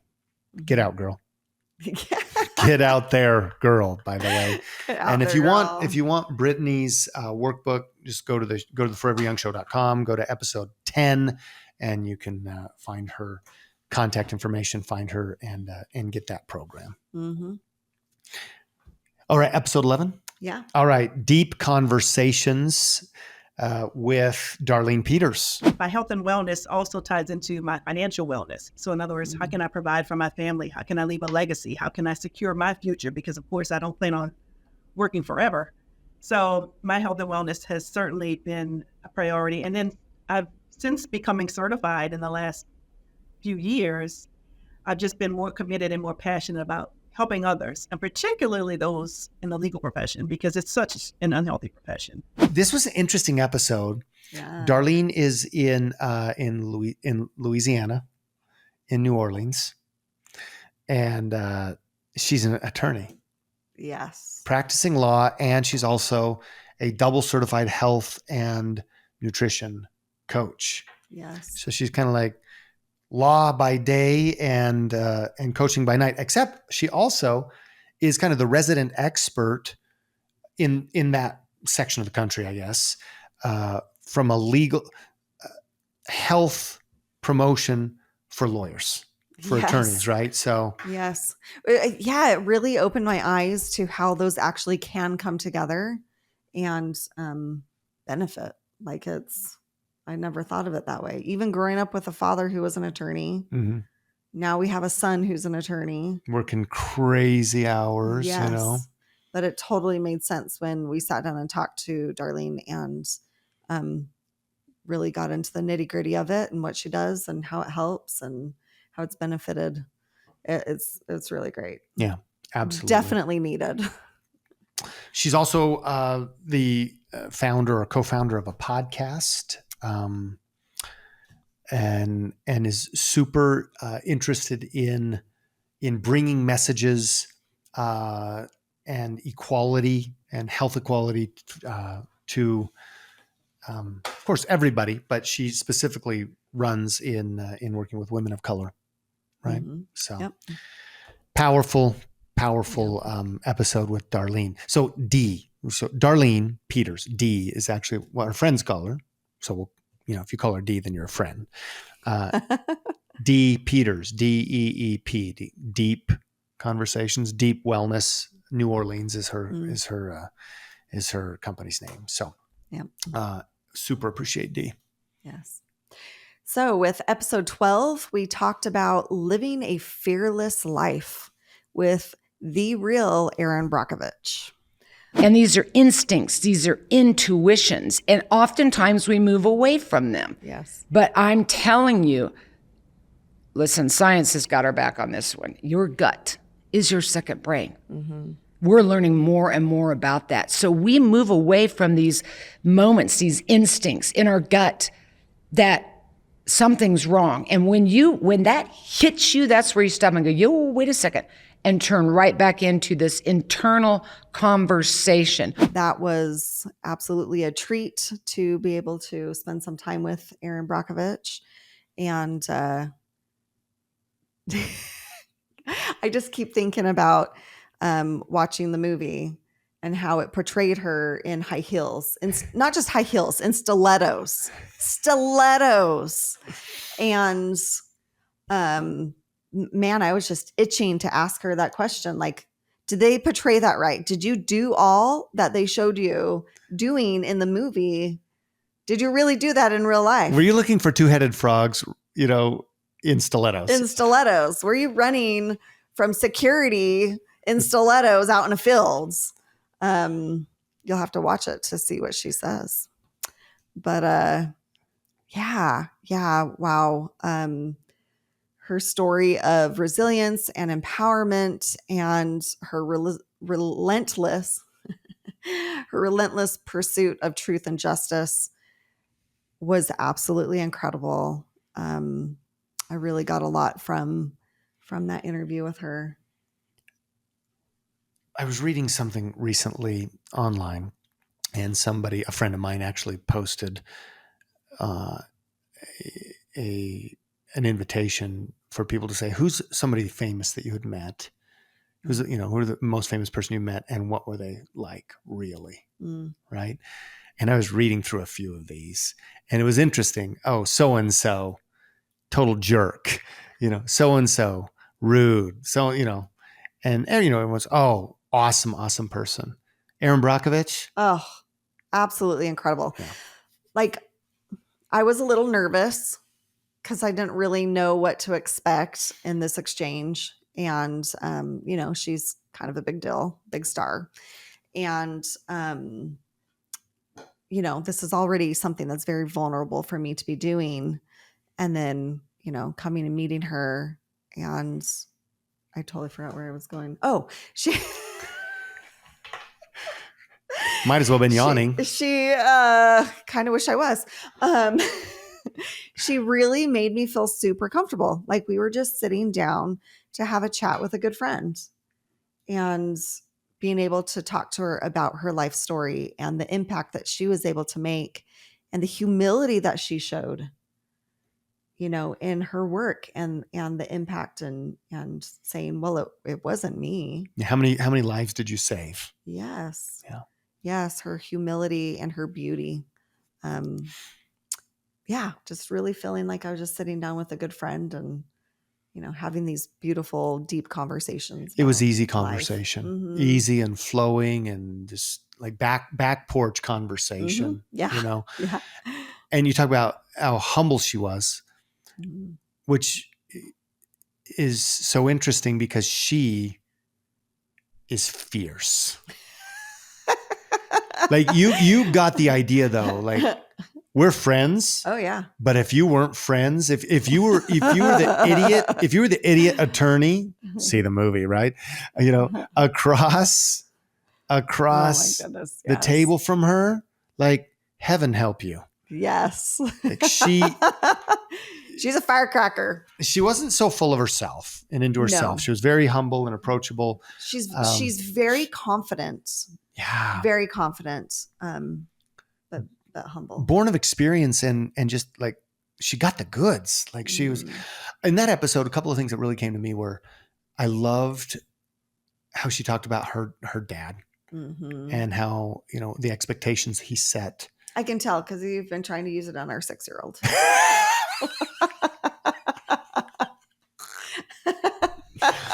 Oh my goodness.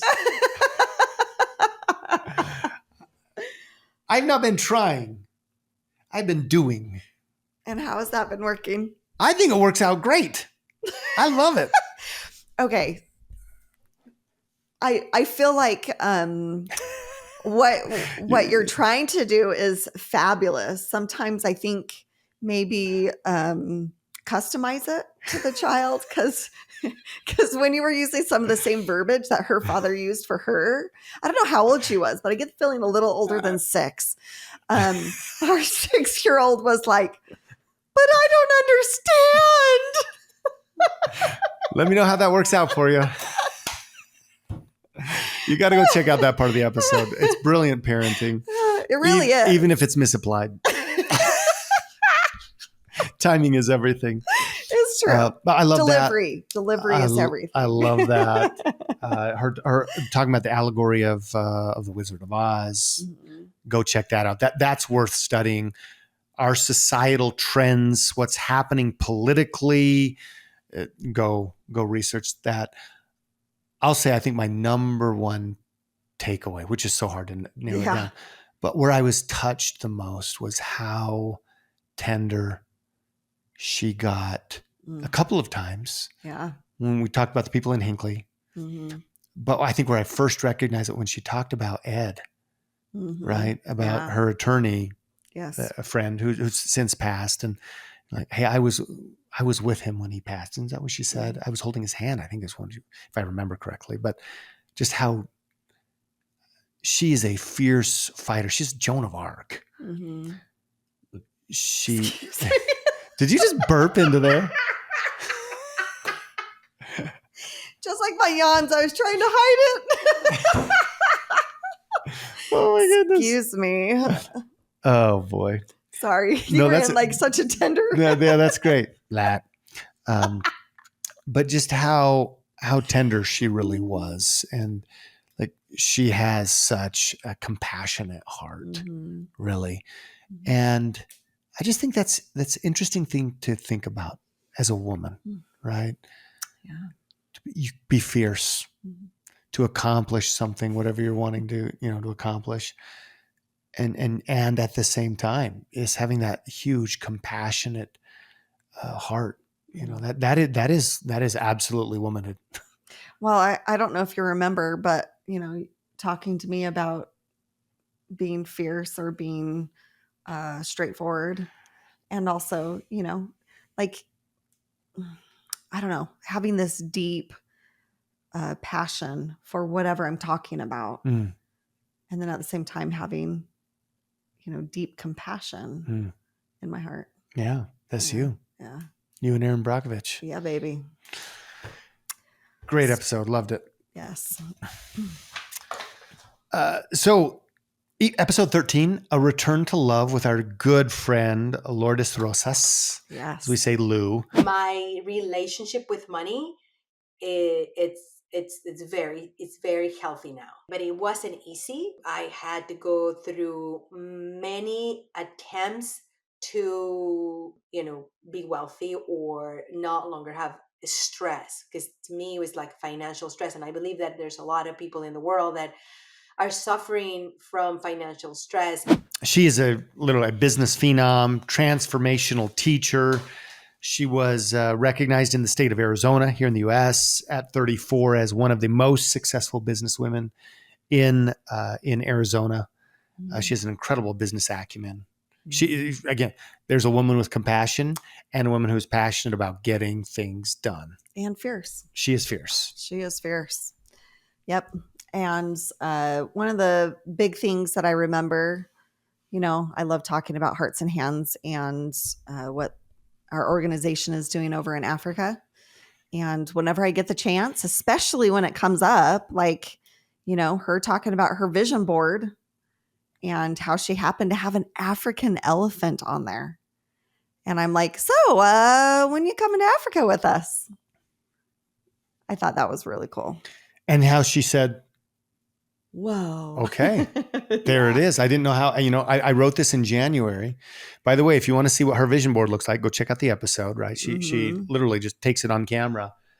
But I put this on there and here we are. And here we are 3 months later in April, I think it was, recording this. And then we're going to be there.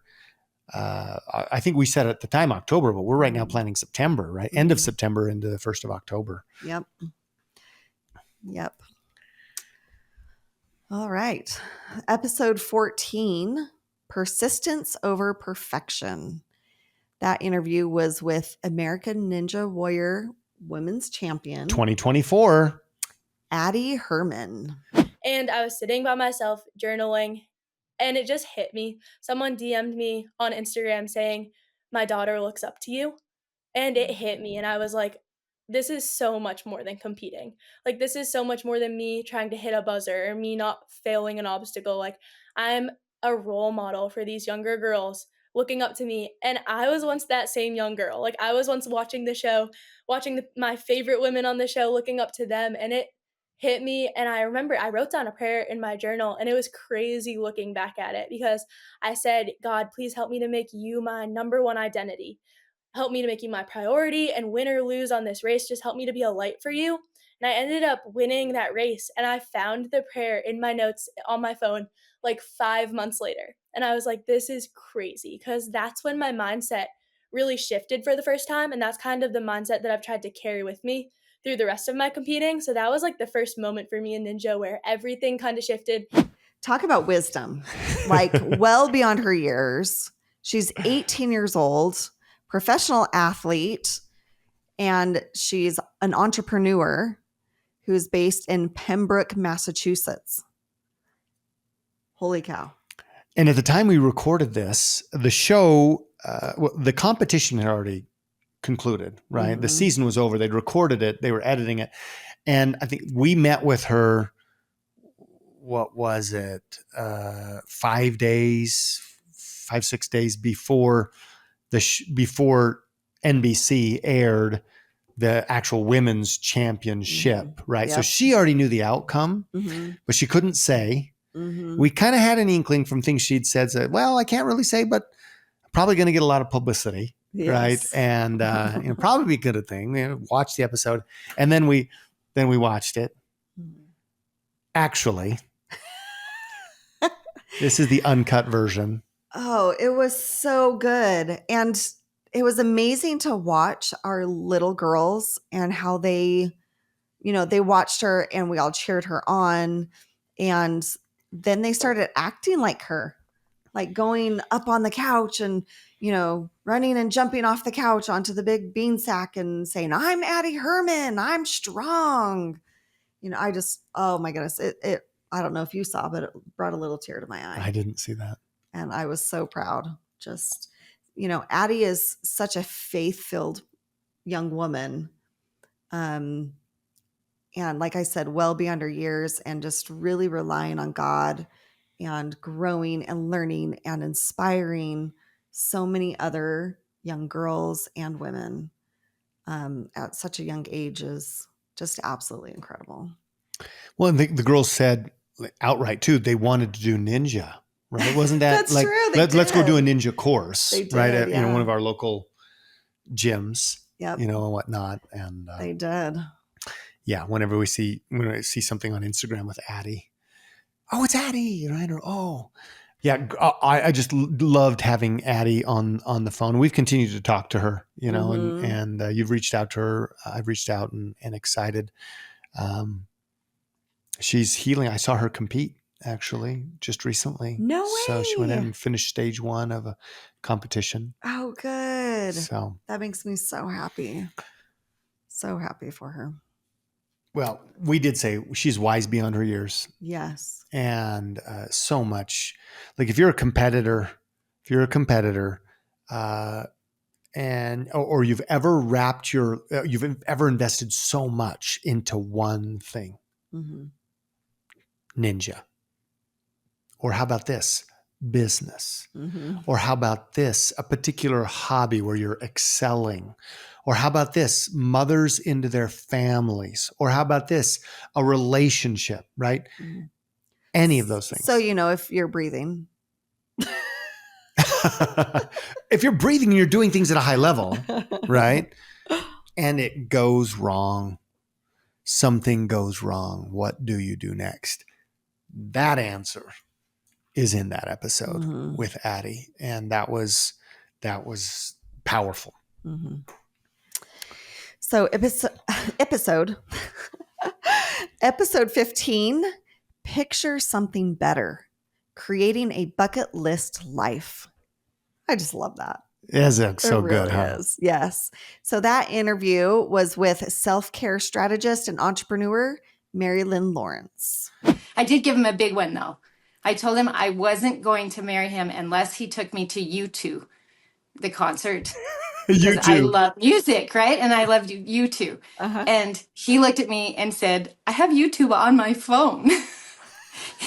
He said YouTube? He'd never heard of U2. Oh my goodness. So he had no idea what I was talking about. And the only reason I said it was because I wanted to be in a relationship where something I cared about that meant nothing to him still mattered. Mm. And because I know that I'm a pleaser, right? Mm. And I know that I have those tendencies, and I wanted to have a relationship where it was mutual and that we were both looking for the needs of the other one to be fulfilled. So she runs youcanselfcare.com. I'm just going to spit it out right here at the beginning. And we actually owe, I give credit where credit is due. Mm-hmm. Part of our focus, as we'd already decided, we were moving forward with the podcast, and women are our audience. Anyway, we work with women all around the world who, want to get healthy, who, want to take care of their finances, become entrepreneurs. We were moving forward with the podcast, and she was working simultaneously on the self-care genre, mm-hmm. For women primarily, and how there was such a need. Honestly, she said there's such a need. There's no really one hub, online. So I'm going to create that, mm-hmm. right? Yeah. And so I really credit her with kind of spurring us on into saying, maybe the focus for this women's podcast should be self-care. Mm-hmm. And I'm so glad that we did. Yes. Thank you, MaryLyn. Very inspired. I really loved how she talked about going on or throwing out there the trip to Mexico. Oh, with Dr. Joe Dispenza. Yes. And just how transformative that is. We keep on talking. Well, and that was with her husband, mm-hmm. Larry, right? And recurring theme on the Forever Young show, divorce, mm-hmm. single parenthood, yes, struggles, triumph, imposter syndrome, making things work, right? The story of splitting, the story of her and her friend co-purchasing a roast at the grocery store because they couldn't afford it separately, and then splitting it in the parking lot. Because it was actually, they thought it was two roasts, but it was really one roast, and they're tearing it apart in the parking lot. But we talked about relationships again, kind of redefining yourself and yes. finding how to create those healthy relationships, and mm-hmm. and how she and Larry have worked that out. And I mean, she's 60, right? So she did that at roughly 50, because mm-hmm. I think they've been married almost 10 years, right? So. Yeah, awesome episode. You should check her out, youcanselfcare.com. Mm-hmm. She's got a bunch of great stuff in there, honestly. How to prioritize and organize your self-care so you get the most bang for your buck, because that is MaryLyn, right? That is MaryLyn. She give it to her in distilled Cliff Notes. Give me what I need to do. Just let's get to the point. Kind of a Get things done, woman. Mhm. How busy women can get started with self-care. And I love this one. We talked a little about this. The shocking dream she had on a lunch break nap that changed everything. Something as small as just a little lunch break nap when she was at work. Yes. So episode 16, Embrace Who You Are and Discover Your Destiny. Interview with Kate Sybilrud. We went down to Las Vegas. We were at her studio, actually, Create with Kate, and did a kind of a collaborative podcast where we filmed one extensive podcast and then co-branded it, right? Yeah, that was fun. I'm not used to being the one telling it first. Usually it's Seth. Oh, So I'm like, no, you where do I told start? it. Yeah. Because well, actually, let me rephrase it. Because remember when we talked about how it was scary to date again because we didn't want to make like the wrong choice? Yes. Just for context, like if you don't know, I'm divorced twice. And, you know, when Stephanie and I talk about this is like, you have this fear of not wanting to make a bad decision or make the wrong decision. And, you know, so you're overthinking a lot of things instead of just trusting yourself and leaning into God and prayer.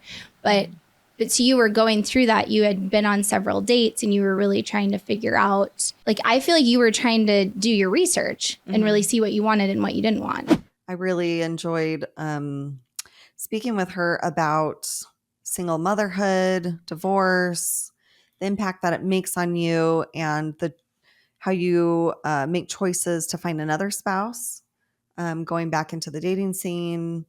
Just a lot of really deep topic that I think was so needed to talk about.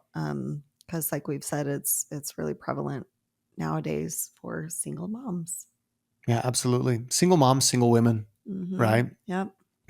In fact, every time we talk with Kate, she's like, you need to talk more about this. Yeah. You know, I had a literally brainstorm session with Kate. She, you can find her on Instagram. It actually used to be Kate Sells Vegas, right? Did you see she changed it?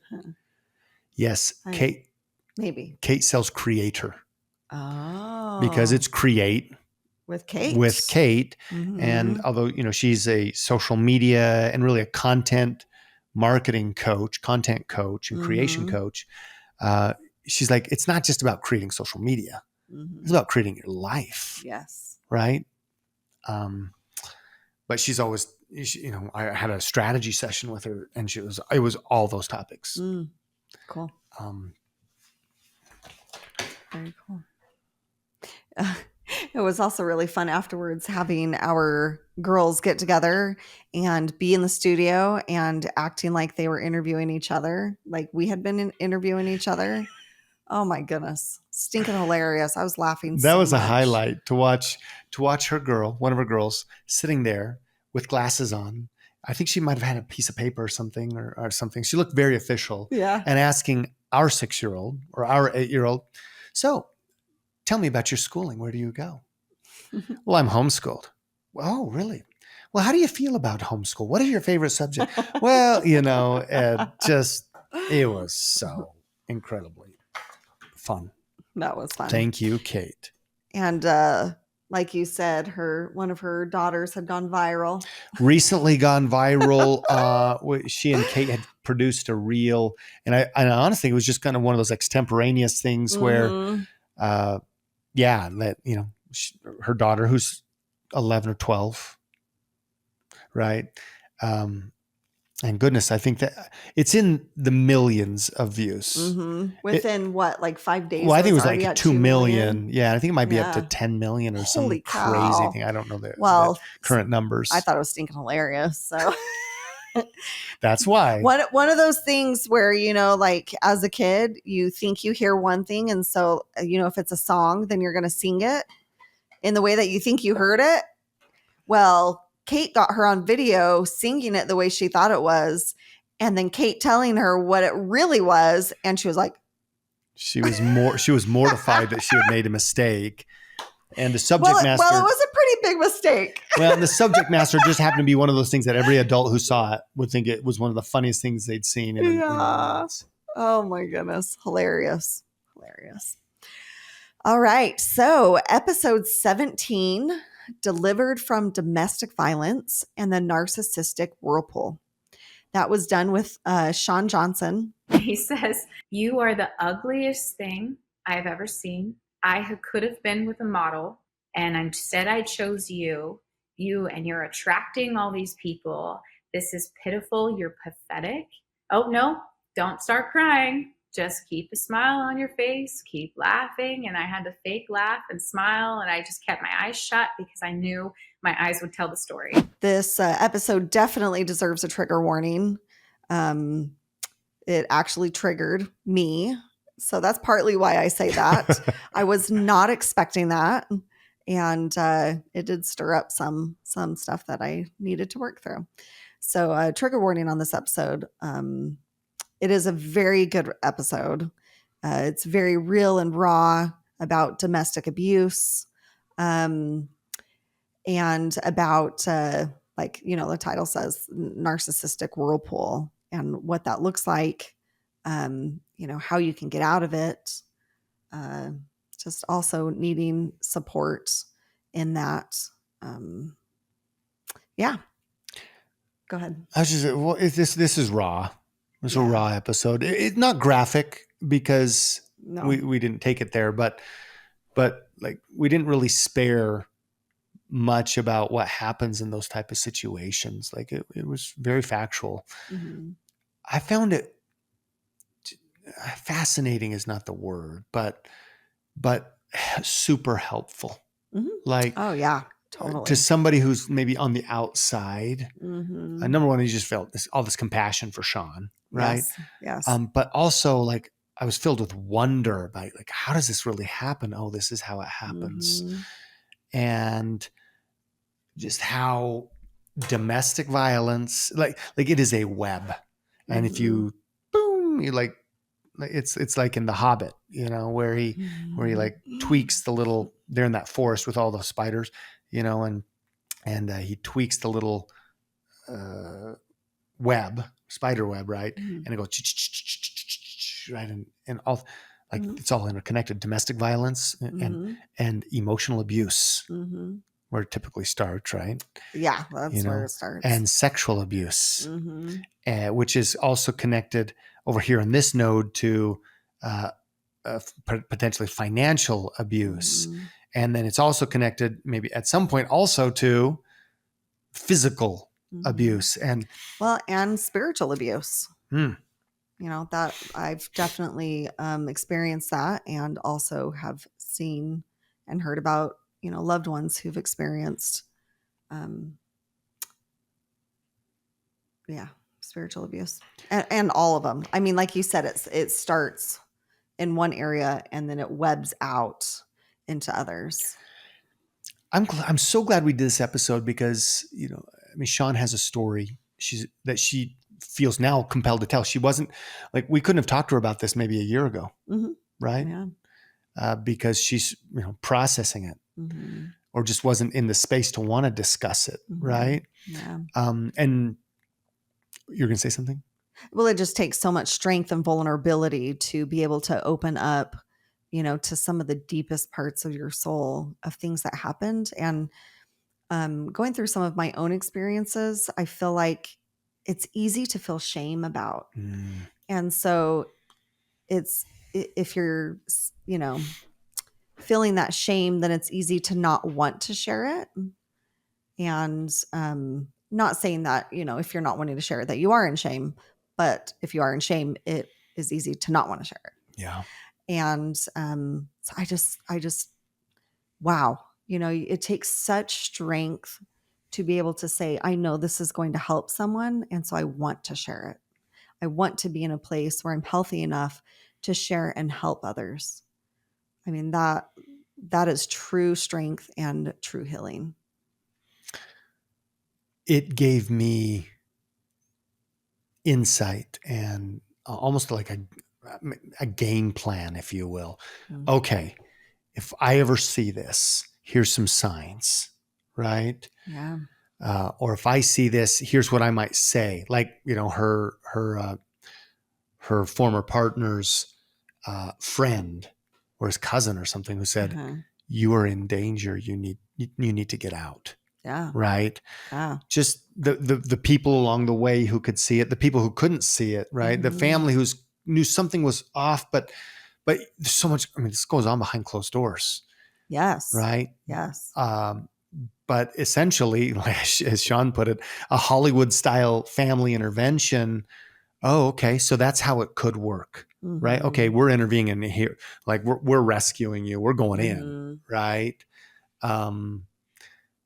Yeah, I found it super insightful to an area where I really feel like I have no information, no experience.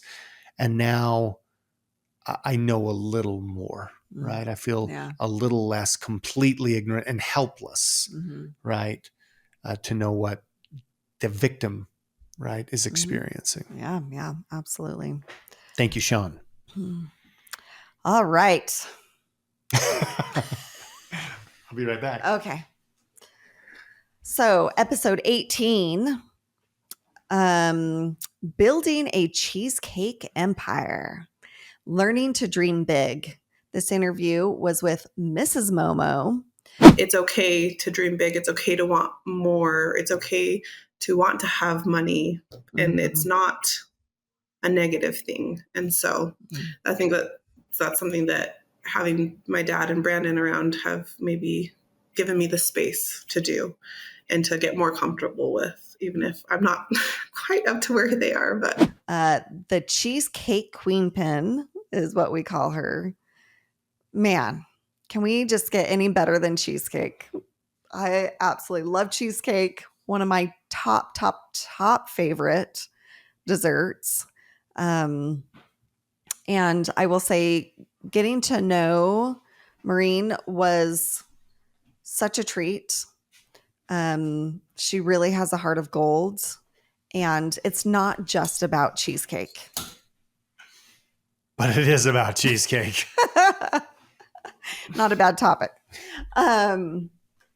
Yeah, just the heart of her business and her family and where they started and the reason why they're doing it, and focusing so much on their why just made me love what they stand for and what they're creating here, experiences. It's not just a dessert.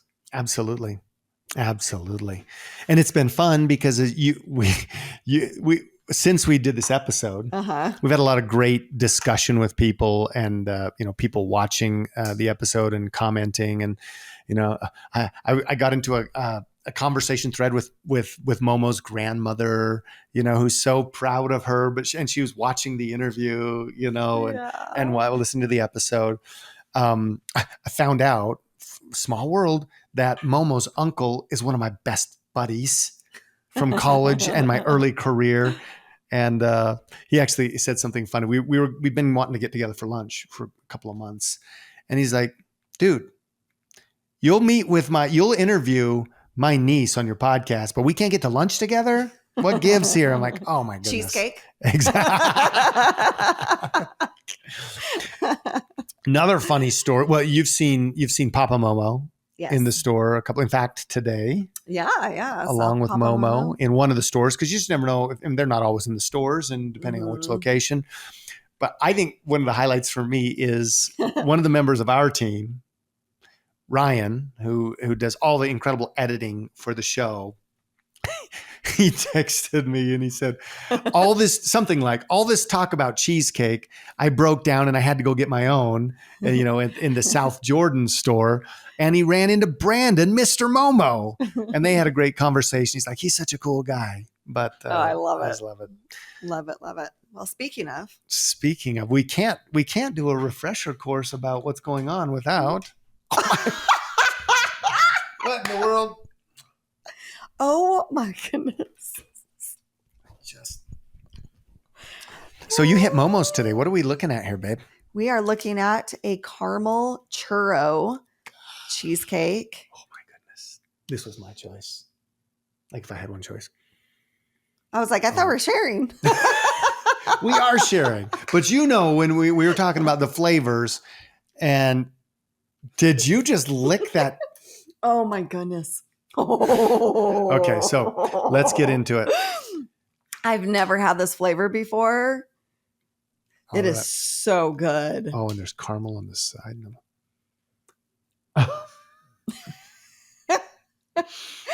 That was a big bite.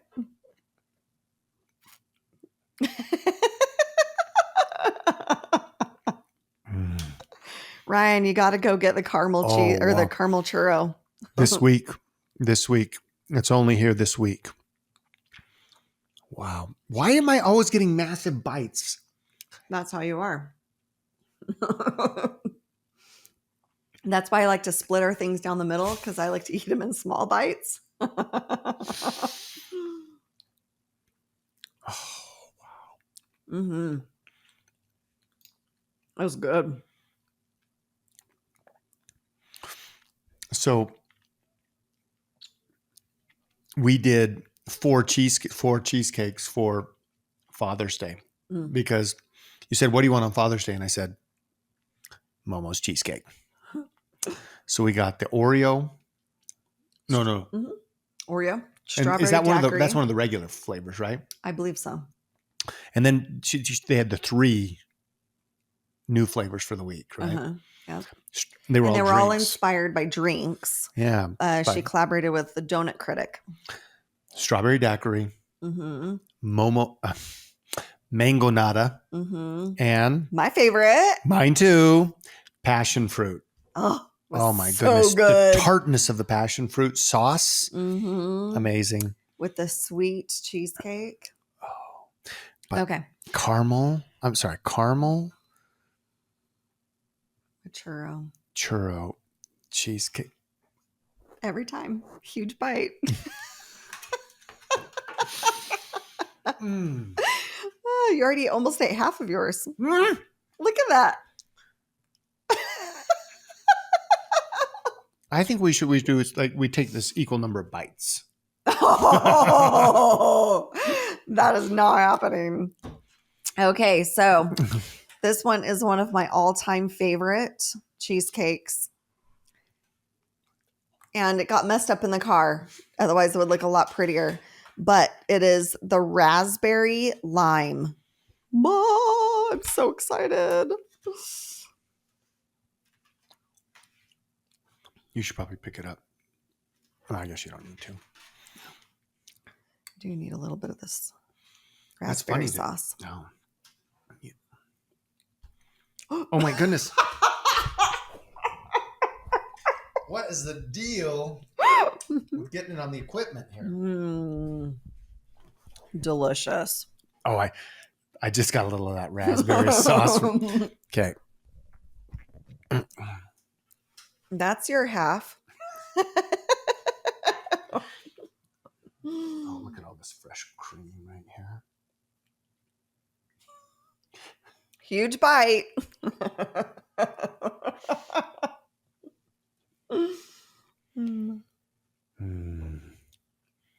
It's heaven. You don't want that whipped cream? Yes, I do. It has all the raspberry sauce on it. Okay. You just closed it. Yep. I'm not done. For now, we are.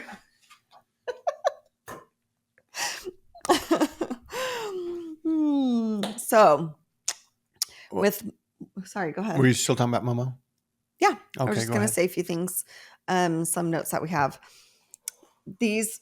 Okay, just kidding. You're going to say stuff. You talk, I'll eat. You talk, I'll eat. If that's how it worked, I would be so much bigger. Anyways, so she makes just absolutely delicious gourmet cheesecakes. Legendary. Absolutely. We've talked about the patience in business, finding success in multiple endeavors with business and with family. And then something else that I didn't really expect to talk about was her relationship with her spouse. I really loved that. I thought that was great with her spouse, and then also with her parents and their children. I thought it was really eye-opening, not just hey, this is cheesecake, Yeah. but really going behind the cheesecake, how it was started, and the heart that was put into it. Yeah. And is still put into it. In fact, I will say that when we went into the into the shop today, when we got back in the truck, the girls were like, they were so kind. And our 8-year-old was like, if they're still around when I'm a little bit older, I want to work for them. Yes, it was so that's sweet. good. That's so good. sweet. I keep on kicking your chair, don't I? Yeah. I'm trying to distract you. Hey, what's that? I can tell. Go for the cheesecake. Just cut it in half and put my half. We'll just split half of whatever's left. You've already tried that one on me. Didn't work. Didn't all right. work the first time. Episode 19, Sleep, the New Longevity Hack. Interview with Dr. Catherine Darley out of Seattle, Washington. Fascinating. Yes. Fascinating interview. Yes. Field of circadian medicine is really starting to be something that people talk about. And circadian rhythms are those 24-hour rhythms in our function that we all have. They previously have been pretty ignored by medical establishment, but we know that every organ in your body has a circadian rhythm where it does more or less of its function at different times of day. And that circadian rhythm is the connection between the natural world and our sleep. Circadian rhythm is in the middle of that. We talked about the 10-day sleep evaluation. Mm-hmm. How do you feel like that went for you? Yeah, so we kind of did it, didn't we? Yeah. So go check out Dr. Darley's invitation, or it's actually a really simple approach. That's one thing I liked. Yeah. I just finished 100 days of yoga, and I was actually thinking about that. I did 100 days of yoga, and I'm just doing a 10-day sleep evaluation. Mm-hmm. Like, it's super approachable, Yeah. right? Yeah. So the whole deal with me was, okay, like, I need to get more sleep. And I will tell you, in the last 10 days, I've gotten more sleep. It's been kind of hard. Like, I've basically just attempted to sleep until I wake up without my alarm clock getting me up. And I also have a pulled hamstring, a little slight pull on my hamstring. So I haven't been going playing basketball because I couldn't really. So that's forced me, that's given me the opportunity to say, well, I can't get up at 5:30 to go hit the gym for a couple of hours like I normally do. But I noticed that I feel pretty rested. And honestly, I'm trying to deal with it. Because if I sleep an hour longer, then that's an hour less of quote unquote work that I can get done. But I'm starting to really kind of have that willingness to think, well, maybe doing a little less. I feel that coming. Bless you. Maybe maybe approaching my work with more rest and more sleep, even though it might be 1 hour less, it can be more effective. Like, we have a friend who has a company out of Hawaii called Slow Yourself Down, right? Yes. Daisy and her husband. Like, well, could I really accomplish more? Or could I live a happier life? That's what I should say. Because it's not all just about output. Like, how many things came out of the factory? For sure. But could I put out exactly what I wanted to, the lifestyle? So I'm right in the middle of it, but I will tell you, I don't remember a time in my adult life where I've been willing just to say, okay, not for 1 or 2 days, but like 10 days of not really using my alarm. I use my alarm as kind of okay, if you're not up by this time, things really need to, I'm like, it's 1:30 in the afternoon. You better, no, it hasn't been that late. One thing is I'm still going to bed way too late, I think, on a nightly basis. Yep. But consequently, I'm sleeping in. I'm allowing myself. I'm not robbing my body of sleep.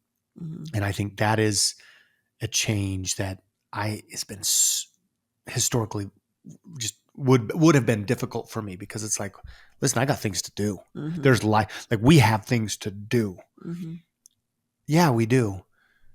How about you take care of your body? Do that. Right. I'm just coming to an appreciation of the non-negotiable nature of sleep in our lives. Mhm. If you want to have a long and productive life. Yeah. Yeah. It was pretty eye-opening. And I loved, when you were, catching on to some things and you were like, oh, I feel called out. I'm like, yes, it's not just me calling him out anymore. But no, there were a lot of really good things that I learned to help improve my health. And yeah, I've been enjoying, like she said, not turning an alarm on. I think today was the first time that I turned an alarm on. So Me that I too, could go to actually. the rugby game. It was day 11. I'm like, no. And I was like, wow, feels so good not to have to turn an alarm on. I think I want to go back to doing that. Interesting. Yes. Just interesting way of looking at life, Mhm. And honestly, this show is causing me to look at life in different ways. And I feel like my life is richer today than it was 20 episodes ago. Well, then it's been worth it. And that's a plug for the Forever Young show to Oh my take it now. goodness. But really it has, like it's challenging me in ways, in preparing for what we're doing, the people that we're interacting with. Mhm. Again, that's why welcome to the Forever Young show community, right? Yeah. This show will change, it'll change your life. Yep. Well, and episode 20. Which we have not officially named because it hasn't gone out yet, but Can I just first say how beautiful all of it is? Like I love color and I am definitely a visual person and I just love how it looks. Like I just took a moment to even just look at the box. Oh, thank you. It So was this- designed with love and the ocean. I live on the water. I'm looking at water right now in my backyard. Water is a big part of my life and it's very healing. So the theme of this kit is the ocean. And that's why you have the colors of the ocean all over and throughout inside of it, because the healing factors that I've found, especially personally, has been very beneficial to me as well. So we're holding this soul care self-expression kit. But that was done with Karen and it's healing through multimodal self-expression. Did I say that wrong? Yeah, no, you said it right. Okay. That's the first time we've ever used that. You were laughing, so I'm like, No, I was laughing because you hadn't read that yet. So I'm like, okay, let's see how she does. Let's see where this is going. Doing soul care. So Karen Hanlon in Florida, amazing story. Mm-hmm. We got the soul care boxes. In fact, I was looking around for those two. They must be in the other room. Yeah, one's on the table. But self-expression. Okay, so when I first saw what Karen had, my immediately thought was, this is about painting. Which it is, but it's not. Yeah, it's not. It is, but it's not solely about painting, right? And automatically a little resistance from me because I don't find enjoyable expression in painting. Never have. In art, creating, painting, drawing, sculpting, that sort of. I know that was a big yawn. I love the faces that you're making as you're yawning here. As I'm trying not to show my 2 yawn. hours and 16 minutes into recording, the raw version here tonight. Good job, babe. Good job. You did it. But just like you talked about your interaction at the art class with McKenna Woolley, Mm-hmm. about maybe feeling vulnerability and some fear with your art, some friction or resistance in your art, fear about what other people are going to see and judge it. Mm-hmm. I've never really experienced flow when it came to creating. Now, different types of work. Hey, pull out that guitar. Maybe I'll write some songs, or I'll write some poetry or something, maybe some lyrics, different. But I thought this was going to be about art. And the big takeaway with Karen's offering to the marketplace or to people really is to go on a self-expression journey and to allow yourself to express things maybe a way that you haven't before. Maybe you're good at it, maybe you're not, but it's I can't even say multidimensional, right? We painted, we journaled, we meditated, we had some essential oils and affirmations. Yeah, we got the affirmation chart. I've got it right here by my desk, by the way. Like, we do all these affirmations for our business. We train women entrepreneurs and coach them, and like, we give them this stuff anyway. So like we believe in it, right? Absolutely. I am enough. I am strong. I can do this. I am proud of who I am. I am beautiful inside and out. I look after myself. Any other thoughts on Karen? I was just really surprised by the journey that it took us on, and even the outcome for each of us. I was shocked by mine. Your painting. Yes, I was shocked by my painting. I was really enjoying and putting myself into the flow. And at first it was a little bit hard for me to just let go of everything else and just really submit to what I was doing and being in the moment, and following the steps and doing it. And the outcome was way better than I ever expected. But honestly, not even just the outcome of it, but the journey of painting it was really surprising for me. I think that was probably my biggest thing for me. The next biggest thing was probably what? I think I know where you're going. I'm just excited for it to come out. Well, we'll see. Was what you had journaled. Oh. And then your art. like I wasn't, I don't know, you're amazing at everything. And then so I was expecting, because you had been like, oh yeah, it's like not great work. I really don't do a whole lot of art. And I didn't even laugh or anything until you had told me what you thought it looked like. And then I was like, okay, great. Now I can't get that out of my mind. So now every time we talk about it, I think about that. The alien pod falling from the sky with some aliens ready to come out and hatch. Yeah, pretty much. Anyways, but what were you thinking I was going to say? Oh, I thought you were going to talk about how you decide initially you didn't want to have the record as we went out and actually, not the episode itself, VIP content, we walk you through going through the soul care experience and opening the box opening and using all of the parts and walking with us as we journal and paint and all that. And you didn't want to be videoed. Oh, it's not that I didn't really want to. I didn't want to. But then something inside me said, it's not like this is live. It's not like we're already feeding this to Ryan, our editor. Like, if you don't like it, you don't have to keep it, or you don't have to share it. And I was like, okay, what's the problem in just videoing it and going from there? And then I was really grateful that we did. I was really grateful that I allowed you to film my experience, because it honestly is one of those experiences that you're like, wow, this really has changed me. Yeah. That's powerful. Yeah. You can watch the episode.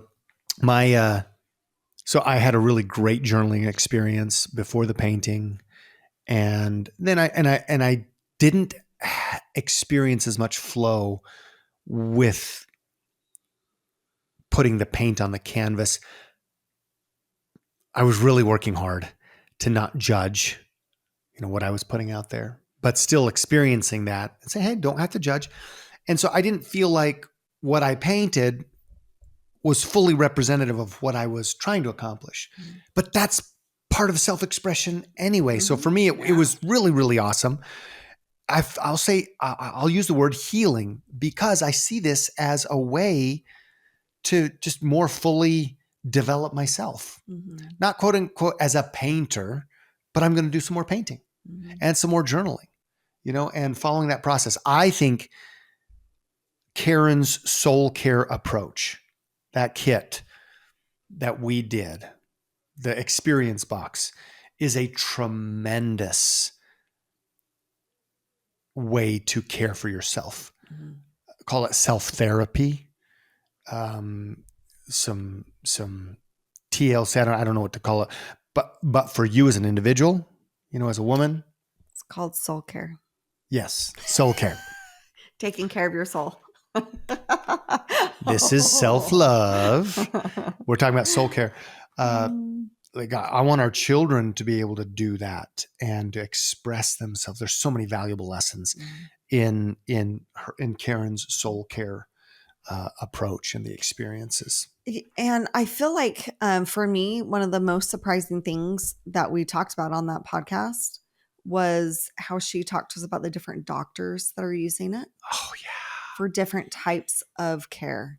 You'll have to go check it out to see all that she has been able to do to help the different types of doctors and helping their patients and how these doctors are so for it because they see the value in what she's doing and how it's helping. Way beyond my expectations.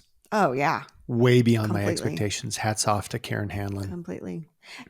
Way beyond my expectations. But then once she brings it up, it's like, well, yeah. You know what I mean? It's like one of those aha or duh moments. Yeah. That's like, oh, she was seriously thinking outside the box. Like you get a grander picture of what a gift this is. Yeah. How it can help. 20 episodes. Oh, we just did 21. Get it? Well, there you go. Why did we do this? Well, many of you may have not listened to all these episodes yet. So we wanted to kind of give you a compendium, a little encyclopedia, and just walk you through it. And more like a novel.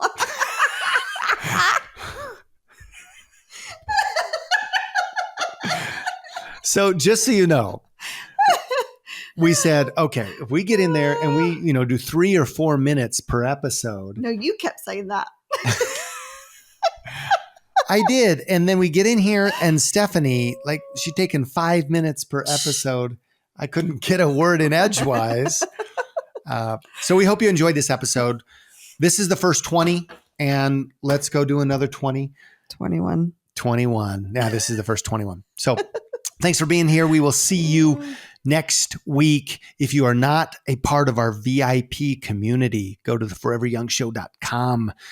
On the landing page there, you get for your eyes only content that we don't release in the whole show or in the public show. We save some private stuff for our free VIP community members. Check that out. We're also sharing some of our favorite products, some of our favorite protocols, free stuff, and again, just creating that besties community to take this whole self-care thing to the next level. We appreciate you. Give me my cheesecake.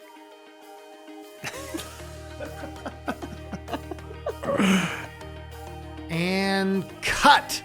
It's a wrap. Thank you so much for being here today. And thank you for sharing this episode with that one friend who needs this conversation. Thank you for all the ratings, the reviews, the comments, and especially the support. We so appreciate you. Now, if you want to take a peek behind the curtain and be the first to know about special previews, backstage updates here at the show, and especially some private collection content that doesn't come out in the regular show, be sure to join our VIP community at theforeveryoungshow.com.